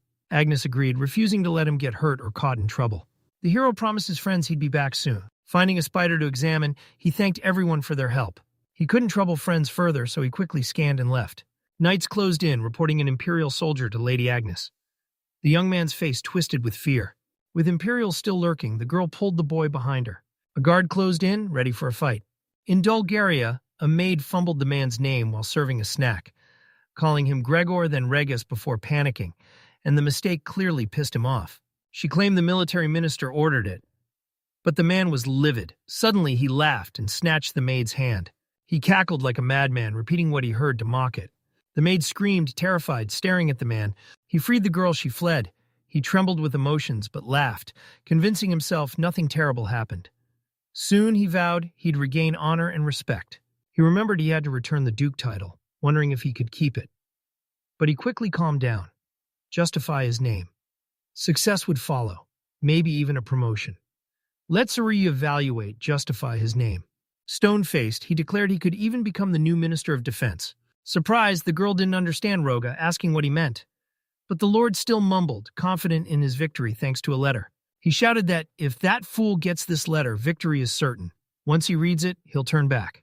He imagined a boy reading a letter from his favorite imperial father. But what if the boy hated his father even more, and never read the letter? He had to leak their letters. If demons found his secret contacts, they'd brand him an empire spy and force him to obey. He'll send constant letters to expose him. When others see him hiding them, their suspicion will explode. And if suspicions turn the demons against him, he will have to rely on this man and flee to the Empire. He'll turn this guy into his puppet. With a little patience, everything goes exactly as planned. He had to obey. He briefly wondered about trusting the demons, but instantly dismissed the thought as impossible nonsense. If this works, his sentence gets slashed. He's still guilty, but his massive win won to be ignored. The Lord leads his son and the Fire Lord. Success makes the Demon Lord's defeat inevitable, turning him into a legend. He muffled a wicked laugh to stay hidden, dreaming of power as a minister or a legendary hero. His path to glory was clear, and victory waited at the top. Clasping hands and exhaling, he suddenly danced joyfully, spinning. He pointed at the maids, asking why his friends went silent. The girls watched in horror and disgust, but the oblivious lord kept bragging, even making them listen to a hymn written for him. Regis savored the victory drink and exhaled deeply. He strolled around, dancing, imagining sweet victory. Triumph was close. Excitement surged as he felt the goddess of victory on his side, fueling his confidence. He knew his victory was closing in. A figure approached, needing help. Deep in these mountains and forests, meeting anyone was rare. A terrified man begged for help, claiming tiny spiders chased him into the woods. The girls watched in confusion while a mysterious figure lurked in the shadows. A dark magic cloak absorbs light, turning pitch black with power. Hood up in darkness, the shadow figure vanishes. He recalled Lady Rukia's message soldiers attacked monsters, an empire strategy that still troubled him. The knight raised his hands, surrendering, begging for mercy for himself and his comrades. The armored girl with long curls noted they, simple soldiers, faced many hardships. Hand on heart, she reveals she's Agnes, the fire general's daughter, vowing to return the knights to the empire as the man smirks. She saw his face twist as he demanded to know if she was really Agnes. His reaction terrified the general's daughter. From the shadows, the young man instantly knew who stood before them. Still hidden, he whispered, Regis, the Duke's guard captain. He remembered the man who exposed his wrongdoings when kicked out. His sudden appearance was a mystery, and the atmosphere grew tense. Even the man felt anxious. Confused by the captain's sudden appearance, the boy watched his every move. Wary, he pulled a black object from the box. A gigantic pillow burst from a tiny box, astonishing everyone. A magical glow swirled around it. Clearly an enchanted pillow trap. He told his assistant to give Agnes the pillow, but she didn't understand why she'd give it to the guard captain. He saw the guard's exhaustion. No one wanted their complaints. Like forcing proud imperial soldiers to sit on the ground, he agreed. Stopping her, the boy suggested a pillow on the stone would make a perfect chair, and she instantly agreed. Moments later, the armored man sat on a stone, smirking. The boy saw the guard captain fell for his clever cushion trap. Mabel asked if Thor knew Empire soldiers. The boy confidently smiled, replying, Duke Regus, guard captain, stood before them with his family, then smiled thoughtfully. She knew they could finally get close. Her eyes sparkled as she covered her shocked gasp. Thor clarified after his Empire expulsion. He resented his poor combat experience. Mabel glared, eager to unleash combat magic. Thor stopped her. He wondered what the general was planning. Why was the Duke's guard captain here alone? The girl found it strange. Thor noted the captain mentioned fleeing a small spider, but an Empire warrior wouldn't lose control. The hidden man claimed this country as a military state, tracking every warrior. The Imperial Guard never abandons a fighter unless forced. Surprisingly, the man blushed, loudly stating a request for Agnes. Everyone froze, and Agnes, shocked, asked if Mr. Niche joked. The captain handed over the scroll, calling it a message for Tora Regus. In the shadows, the boy froze. He didn't remember the man ever being this polite. Satisfied, the man reported Varga and Legis offended Thor with the border count's antics, claiming the letter offered apologies and a new proposal. Agnes froze, processing the words. Wild rage consumed her, so intense the knight shuddered and screamed. Claiming to be Tora's representative, he begged her to calm down, his face twisted in terror. Regus insisted Mabel listen. As the captain frantically justified himself, arms flailing, a girl emerged from shadows, apologizing for interrupting. She introduced herself as Mabel, Thor's trusted representative. The man gasped, utterly surprised. He asked why it was her. Neither could be trusted. The girl reminded him he boasted he was Thor's devoted subordinate. The man nervously confirmed her words were true. Then Mabel, smiling, asked the captain what his master liked. He was lost, but she kept grilling him about the hostess' hobbies, colors, and food. The knight awkwardly claimed it was impossible to remember it all. Mabel looked down, asking for info since Thor trusted him. Knight blushed and froze, unable to answer.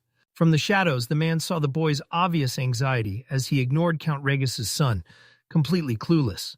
The knight broke free, fist clenched, declaring he wouldn't reveal his master's secrets without permission. Mabel smiled, asking if Thor's permission was enough, but the captain froze. Thor finally emerged from hiding, telling the guard captain to announce his return. The man screamed in shock, never expecting Thor Rega to show up. The boy didn't know how attached the captain was, but wanted his opinion. The man, bewildered, said there was a misunderstanding. Regents weren't dukes, but counts. Time passed, and she realized Thor had completely changed. Boy looked away, unsure how to answer. The man pondered this strange situation when Thor was scolded in the Empire. No one defended him, now friends protected him, derailing all plans. Grabbing the boy's cloak, he hissed a question. Why did the Demon Lord's subjects trust him? How did Thor win them over? His threatening tone caught the boy off guard. Thor composed himself, claiming he'd done all he could. Stunned, the man refused to believe it until he realized Thor wasn't interested in talking. Thor then asked what he'd brought. The captain fumed as the boy demanded why his letter was late. So the man finally handed Thor the package. He told him to study this letter only when alone. Relieved, the boy confidently gave the girls the letter, then told Agnes and Mabel to unseal and read it. He bowed, insisting everyone know the truth. The knight froze, pure horror etched on his face. He yelled the noble's son disgraced himself, publishing his father's letter, shaming his family. But Thor refused to back down, demanding the girls read it aloud so all would know its secrets. The boy realized his father's letter was bad news. It likely detailed a plot to destroy the demon realm, so he opened it immediately to prove his innocence to the nervous man. The boy understood his father, calling the letter disgusting. The man didn't expect that. The letter demanded info on the demonic Lord's owner. By the new moon, another letter arrives. When he returns to the Empire, you and your family must join him for his service. He has promised his title back. This is just the beginning.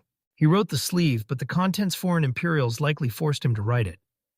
The boy reacted rudely to the fake parental care, only to be met with silence. Thor realized he was just a tool for his father's empire. He sighed, knowing he had to seize this massive opportunity. Thor spread his arms, declaring he'd address all in the Demon Lord's domains. He revealed his father, Bark Regus, as letter held treacherous schemes, admitting it frightened him. The girls wept, hearing his terrible story. Thor declared he didn't consider the letter's sender his father, realizing despite its beautiful words, it only sought info on their lands. He declared he'd leave the country and home, a source of suffering for loved ones, adopting his mother's surname since justice, like family, abandoned him, forcing him to say goodbye to his homeland. Ditching the name Regus, he became Tor Kanan. Now a simple alchemist from the Empire, he enters the Demon Lord's territory under his new identity. Mabel couldn't hold back her emotions. She fell to one knee in respect. She understood his feelings and would now call him Thor Canaan, regretting his secret name was now known.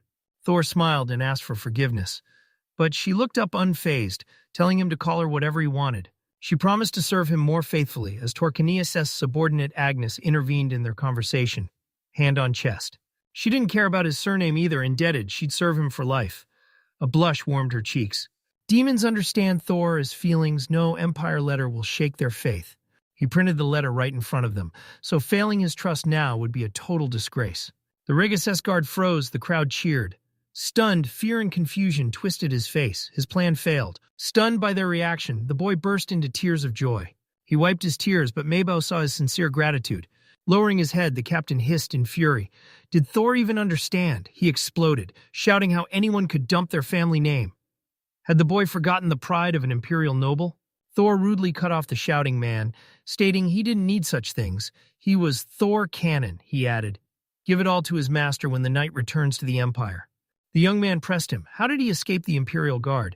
He insisted he share the story, certain the Lord would be fascinated. Trembling with excitement, he blurted, Is that really Thor Regus from the capital? He just smiled. This proves the proud, trusted captain knows nothing.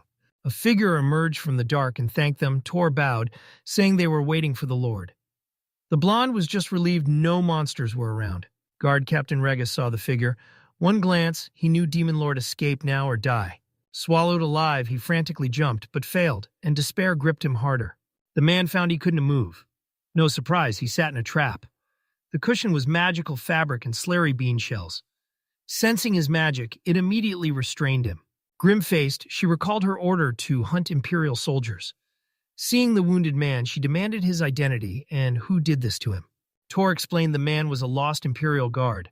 Asked about the twitching, he claimed a pillow was pinning him to the stone. The blonde girl then turned to the boy. She warned him a long, serious talk later. Surprised by her anger, Thor looked up as the ruler's stern guard took command and delayed the interrogation. The Demon Lord announced victory over the monsters and thanked everyone for their bravery. She declared they'd descend to the plain, set up camp, and feast to celebrate victory. The people cheered their lord. Lights flickered from new homes on the plain. Everyone joyfully celebrated victory at dinner. Glasses clinked and drinks spilled as Thor called the demon lady hand. But she snapped back that she's a full mistress now. The boy quickly agreed. Rukia vowed to become a ruler Thor would be proud of. The young man admitted that he respects the demonic mistress, as she is the best mentor he has ever had. The girl smiled and said that she was pleased to hear such a thing from Thor, and since he thinks so, she would not bring the matter up again. The girl offered to share with the boy what she learned from the third princess of the empire. Alchemists obey the crown, so the royals' demand for him to invent something new shocks Rukia. Smiling, the third princess clasped her hands, telling the demon lord it would be an honor to return the wandering alchemist to her empire. Her eyes gleamed, cheeks flushed with excitement. The alchemist would love rejoining the imperial family. Hearing this, Rukia froze in pure horror. The princess vowed to cherish him until his last breath, locking eyes with the ruler. Rukia grit her teeth, vowing to stop Toru from serving the emperor. Seeing the lord's dark look, the princess asked if he was okay. The mistress leapt from her throne, shouting, demanding answers. What's happening? If that alchemist was her subordinate, why wasn't this settled in the empire? She raged. The princess trembles as Rocky regrets her silence. If she'd spoken before losing, he might have stayed to prove his worth. But that chance is gone.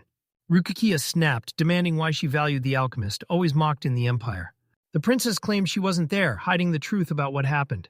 Rukia wondered if the princess ignored the abandoned hostages and the massive effort Thor spent saving them.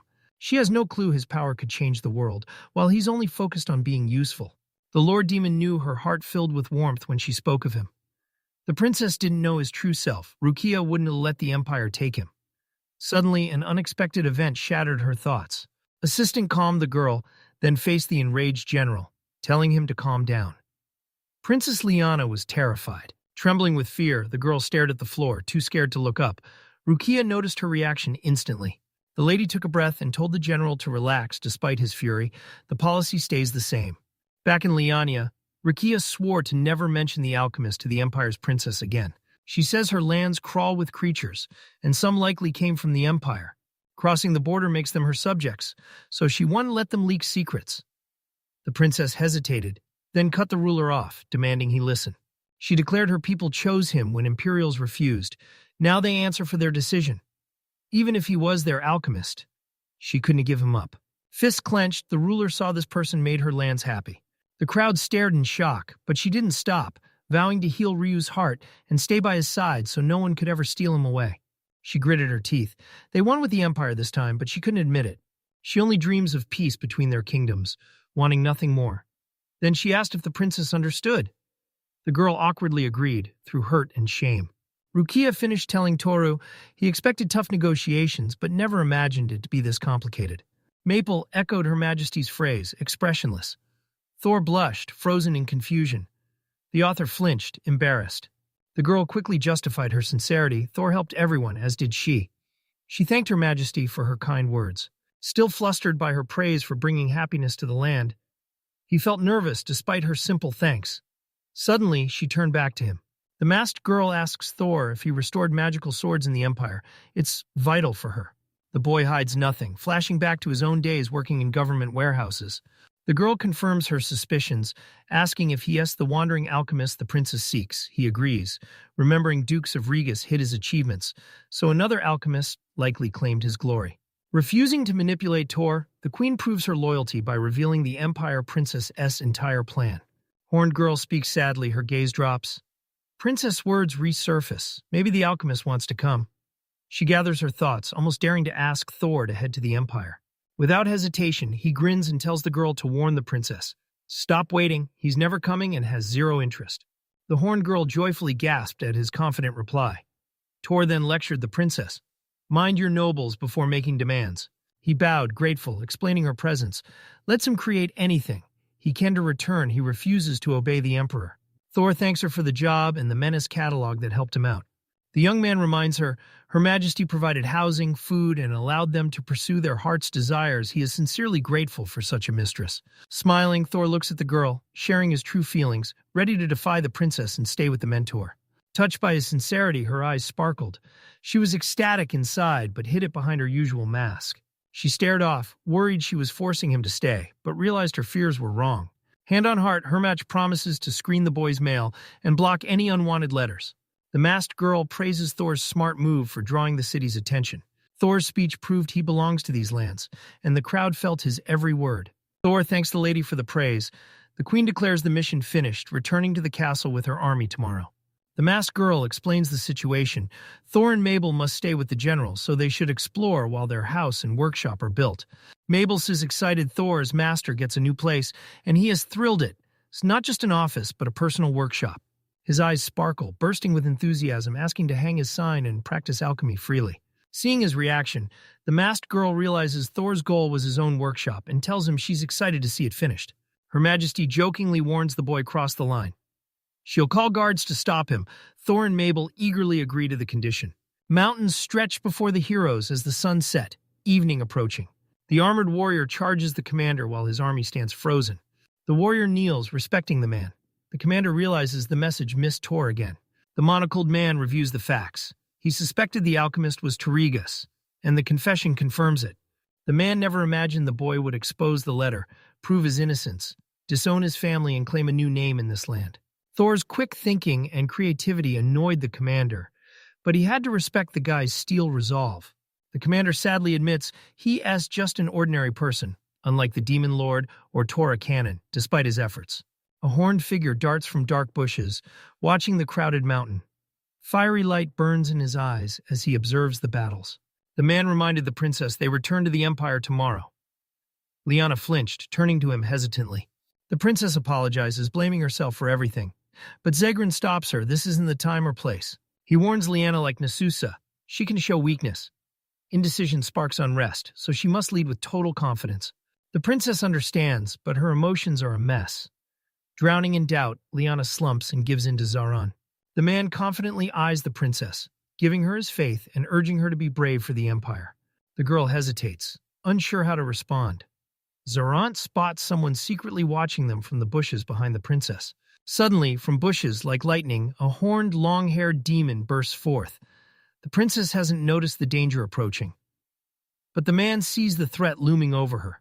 Zagrean shields the princess, taking a horned rabbit strike to the arm. He ignores the pain, focused only on Leona as she screams in terror.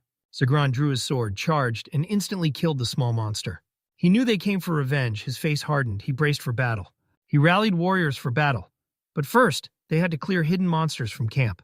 Princes can believe terrible monsters lurk nearby. Warriors stand alert, holding breath, awaiting the signal. Zagrin vows to protect Princess Liana with his life, fearing no monster as her safety is his ultimate duty. Warriors prepped, and Princess Zagran raised her blade. They froze, waiting for an attack, but only a chilling silence followed. They were alone. Liana assures no demon traces remain. Warriors agree, blaming a wild animal. But the war minister disbelieves, silently ignoring them. He burst into wild laughter, driven insane by the chaos. The expedition shattered Foreigner's nerves and mind. Shocked by the minister's wounds, Liana rips her clothes and bandages his arm. Princess confidently bandages Grand's arm as he, confused and smiling, insists it is unnecessary. Liana orders a warrior to fetch the medics, while Zaran tells the girl not to worry. The princess won't budge, certain he needs a doctor. Mid-argument, Liana calls Grandpa and shyly insists she's allowed to. Zagran's stunned by her naivety. Sophia warned her. But Liana still calls him grandfather. To the minister, her trust makes her a perfect puppet. Memories flicker as Zagrin recalls teaching the young Princess Liana in those warm, nostalgic days. He admitted he was exhausted, but the princess just laughed, calling it typical. Feeling good, they set off, needing to return to the Empire quickly as many matters awaited. With Gargaros defeated, the heroes woke at sunrise, ready to move out. The Demon Lord grants Toru permission, handing him certificates to practice alchemy on her lands. She warns that mass distributing alchemy items requires official permits, and the boy thanks Her Majesty sincerely. Horned Man warns Hero if Thor shares with residents, no harm comes. Thor pauses, thinking. He pauses, warning the boy that giving to everyone is dangerous and has consequences. He must be careful. Grateful for the perks, he vows to follow orders and never fail. Kelv excitedly tells the heroes to stay in touch for emergencies, but gets cut off and told to chill. Mabel and Thor thank the Queen and Minister, then bow deeply. Thor survived the Demon Lord's deadly realm, and now he's using those secrets to empower his kingdom. Mabel notices Thor won't stop talking, so she tries to influence him. Even Thor is surprised by her unexpected move. The Queen announces a grand banquet for their victory over demonic beasts, rewarding everyone. The masked girl tells Thor to enjoy the celebration and his journey to the Fire General's domain. Thor and Mabel leave as the ruler, minister, and warriors wave them off. The carts rolled away, fading into the distance as Mabel, General Fire, and the group watched them vanish. The Fire General urged Thor to his domain. The boy immediately agreed. Thor pondered his next magical creation, a choice he'd made long ago. A massive villa loomed before the hero, its endless floors and windows looking magnificent. Joyful crowds cheer their defenders with applause, waves, and praise for their bravery. It was time to refuel, and before Thor and Mabel appeared, plates with the most exquisite dishes. The young man eagerly dug into the food, while the hosts of the mansion were pleased that their guests enjoyed their cuisine. Clouds choked the sky, plunging the estate into total darkness. Hot food sat before Thor, but he ignored it. He crossed his arms, closed his eyes, lost in deep thought. Intrigued by his detachment, the Fire General asks Thor what's wrong, alerting the servants to his strange behavior. Suddenly, the man realizes the boy is already planning a new magic artifact. The general's daughter disagrees, insisting Thor is just exhausted and can focus on crafting forever. Food cools, answers still dawned appear. The general wants to ask Mabel if she understands, but she stays silent, lost in thought. The girl gasped, puzzling the general and his daughter. Finally, the young man spoke. He rose from the table to ask the general a question. Eyes sparking, he asks for a light-based attacker, dying to test his new plan. The general and his daughter were stunned, but Thor didn't understand what impressed everyone. He calmly explains his plan to research light and recruits light mages to help. Thor's words stunned the general. He always surprises him. He pondered, connecting what the alchemist told him, but wondered why was this boy so fascinated by light. The boy confidently declares this research will study the Empire's holy sword. Thor reminds the Fire General of Liana, wielding the sacred sword and light blade as memories flood back. General confirms incredible. The holy sword fired a massive light beam, destroying demons and wounding Gargarosa. Knowing its raw power, the man admits he'd never faced that sword as the general turns dead serious. The man's severe face shifts to admiration, remembering Her Highness's sword. Her weapon was incredible, far surpassing any other. The general praises the sword over the holy, as Her Majesty's blade has massive range and wipes out crowds in one swing. Thor steps in, explaining it's just a prototype. The man is stunned. This masterpiece isn't even finished. Wait, I should keep the awkwardly if possible, but the prompt says, cut. Thor vows to forge a true magic sword. But first he must examine the holy blade. He's already picturing the perfect weapon he'll create with fiery passion. The boy became fascinated by creating an object to stop a sacred sword once made. He instantly tested his creation. Everyone was stunned. They knew Thor was a talented alchemist, but stopping a light beam seemed unbelievable. The Fire General praises the idea's bravery, calling it the courage he expects from Thor. His daughter admits normally she'd never conceive a defense against the sacred sword. The man honors Thor as a true adventurer, while young Shaley admits he loves alchemy. The alchemist notes that it would be much easier for him if he could check some properties of the holy sword. Boy exploring the holy sword would reveal its power. The general asks Thor if he needs a light attack, which Thor confirms. The Fire General respects Toro's grit, but the Queen ordered him to rest and take it easy. He knows he needs a break, but he's hit his breaking point. Tor lives for research, eyes glowing. He begs the general to start while the holy sword is still fresh. Impressed by the alchemist's drive, the man asks his daughter if she agrees. She beams and nods, fully backing her father. Thor asks the general's daughter about light magic. She touches her cheek, then her eyes spark. She remembers someone. The girl remembers rare races with magic, so the alchemist leaps up and begs her to recruit them. Her pendant suddenly flashed with light. She stared in shock, totally confused. Thor examines the pendant. Please, the health amulet works well. It's large, impressive, with animals engraved on its sides, each a true adornment. The general's daughter bows to the alchemist, finally wearing her favorite dress without fearing fire, grateful to be herself again. She controls her flames now, but the fear remains. Even without armor, the general admits, people still dread her. The general assures everyone they trust Lord Thor's healing pendant. But many doubt its power, surprised to see Agnes in ordinary clothes. He remembers his young daughter burning her clothes, helpless. Everyone remembers, living in fear. Thor asks for souvenirs. Mabel's eyes lit up, receiving the canvas, beaming with excitement as Thor explained his gift to the general and his daughter, a magical earth fabric, perfect for the important event. Recalling the Prime Minister's advice, Thor asked to prepare gifts for the Fire General and his daughter. The general thinks it's demonic tent fabric, but the guy corrects him. It's a different fire-resistant material. Thor asks the general to have the house test the fabric's fire resistance. The alchemist believes this fireproof material ends clothing loss. The general's daughter clasped her hands, speechless with gratitude for his help. Agnes smiles gratefully. Thor did so much. She vows to never forget, promising to serve the alchemist and aid his research. The general joins the daughter as thanks, but the embarrassed boy interrupts, calling it a small souvenir. Thor must build the workshop on their land, owing the general and his daughter more, so he offers them modest help. The general accepts the help, granting Thor total freedom over the land as the alchemist thanks him. They chatted and joked for hours. Soon Thor and Mabel went to their rooms to rest. As the alchemist and assistant left the room, the general turned to his daughter. He needed to ask her forgiveness. The general admits he can't accept his daughter's feelings. Agnes stares, confused and worried, unable to grasp her father's words. Staying calm, the father refuses to support her feelings or her love for the alchemist. The general pledged loyalty to Her Majesty. Agnes presses, baffled by the Queen's feelings, but he insists his oath forbids details. Overhearing the confusing conversation, not getting it all, she figured Her Majesty liked Mr. Thor. The general doubts Lord S' true feelings, but tells his daughter he believes it, especially after her promise to make the boy happy resurfaced. The general vents his suspicions, then quickly recovers, awkwardly saying he can reveal more. But his daughter knows he hinted enough. Agnes assures her father her feelings aren't a problem, vowing to serve Master Thor with her whole heart.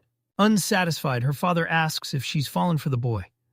He remembers her staring at the alchemist during lunch, but she quickly denies it. Agnes recalls her old armor, realizing its narrow slit limited her world. So she doubts her feelings are like normal girls. She sees no shame in loving her master. Bound by her oath to the Torah before the ancient flame, her father trusts the matchmakers, but he can shake a dark unease. Agnes stands her ground, convinced Torkane and her mentor gave her too much, so she can consider love until she overpays her master. Mastering her emotions and thoughts, the girl finally confessed after everything that happened. She wants to support Thor while he is in their land. Seeing his daughter's determined, confident gaze, the general was finally able to calm down. The general heard his daughter, seeing she'd matured, proud she'd thought it through, he vowed to drop the topic. Agnes shifts gears to uncover the alchemist's tastes. What's his type? What's his Toru's type? Quiet, commanding, or fiery? Agnes wonders where she fits in and confronts her father for the truth. Worried by her mood, he tries to explain himself, claiming it's natural for parents to worry. Agnes, furious, approaches her father as he futilely tries to calm her. Thor's first night ends, and the General's house fills with family disputes and noise all day. Thor scans the General's massive room, hyped and ready to work. Near the window sits a cupboard he brought from the Lord's castle. Looks like a small storage room, but holds everything for alchemy workshop not ready. So Thor works here. He grabs a magic artifact, and a book emerges from mist. He scored a rare hero book called Catalog of Postal Items straight from the Lord. The boy seeks an object in this book to protect him from light. Suddenly, a girl knocks and asks to enter. Thor lets her in, and a tray-carrying girl appears at the threshold. The assistant served tea and fruit, nervously offering a massage. Thor was tempted but declined, claiming he was too busy. The alchemist tells his assistant he'll search for light protection, but Mabel insists the master just arrived and must rest. Mabel can overload him, so she insists I'll completely care for my master. Thor smiles, promising not to overdo it. His assistant asks when he'll rest, but the alchemist instantly replies he'll work until it's done. She hated it. Her sharp, dissatisfied glare made the boy flinch. Thor abruptly calls it a day, but the artifact hunt is already consuming his mind. Trusting the alchemist, they watched his every move for the truth, making Thor increasingly nervous. The girl tried new tactics to sway him. She warns him the queen demands he rest. If he's exhausted at the castle, Her Majesty will be devastated. Mabel stressed the need for rest, urging them to remember. The listener agreed, vowing to heed her advice. Suspecting a team-up, the alchemists gather for tea. It's all a secret plan to finally give Thor a peaceful life. Thor agrees with Mabel, promising to focus on solutions today, and suggests they browse the Menace Order catalog. Mabel accepts. They flip through the book for info as the assistant shared her meal impressions. Mabel asks if the master noticed the light element items in the catalog. Thor confirms her guess. He believes an object in this book protects against light attacks, but the girl, uneasy, asks, why is he so sure? The boy tells of a hero who wielded light magic to fire orbs and spells. This book holds his secret techniques, written in his own language. A hero from another world named the Holy Sword Photon Blade. Heroes with many light techniques show high light magic mastery. Meanwhile, that man continues his story, lost in thought. The alchemist realizes the hero's world constantly uses light magic. Mabel reluctantly agrees with Tormaid. He suggests heroes skip greetings, holding daily competitions to show off their best techniques. Inside his head, two suited men appear and skip greetings to show off their moves. The alchemist adds, this world has a presentation competition where anything goes, and here, the hero's strength knows no bounds. Boy thinks the mail order catalog is only a fraction of the hero's power. Thor can grasp how mail order connects him to the hero world. The alchemist reaches for the book. His hand trembles. He first thinks it's fear, then dismisses it fast. He's not afraid, he's practically vibrating with joy. He refuses to be afraid. To reach the world of heroes, he asks Mabel if the Demon Lord's loot mentions the light attribute. She nods as rumors swirl, recalling the day the first Demon Lord's barrier was shattered. Mabel gasped, ultraviolet. She already pictured the massive explosion it would cause. Thor asks again and instantly agrees. This is the ultimate light magic spell. Boy recalls hero often shorten move names, so watch for abbreviations. In Thor's memories, the hero yells, cancel the payment, get it, buff. The alchemist writes the word ultraviolet in the hero's native language and gets the abbreviation UV. Mabel's captivated by Thor as expert reading and writing in the hero's language. He explains the Empire forces everyone to learn hero techniques in their native tongue. So he mastered writing. The alchemist grabs the book, eager to search for ingredients. Forewarned her he'd read the catalog aloud. She had to catch key words. Mabel understood, ready to begin. The boy opens the book, finds the right words. Mabel worries they want to find it fast. Thor agrees. This book is unique. They've only found 2 light magic items so far. Thor found the words strong light and prevention. The initials U and F meant ultraviolet, his only clues. A strange catalog entry left him completely baffled. The catalog claims their product defeated the sun. He finds this unbelievable. The man in glasses warns about deadly UV rays and reveals gear to block them. Light exposure slowly destroys the body, but man prepared a response to insidious UV. He'll unveil his secret weapon. A man in glasses showcases a compact umbrella blocking 90 of UV rays. Grab the discount right here. Next is sunscreen, a liquid shield guarding your skin from the sun. He assures the product is clean, hypoallergenic, safe for kids, and protects like an umbrella. With this lotion, walk outside safely. Fear no UV rays. The man in shades hypnotically insisted, buy the lotion now to withstand the sun's radiation. After reading the catalog, Thor and Mabel paused to process the new info. The boy then realized light magic came from the sun. Mabel agrees the sun, source of light magic, first lit the world, creating day and night. Thor's shocked by the catalog's secrets about the sun. This symbol of magical light was supposedly conquered by its people. He can't believe it. Can ultraviolet really stop the brightest light? The magic system S power shattered the first Master S defenses. He S amazed. Hero S people calmly wield this incredible power, never trembling. How strong are they?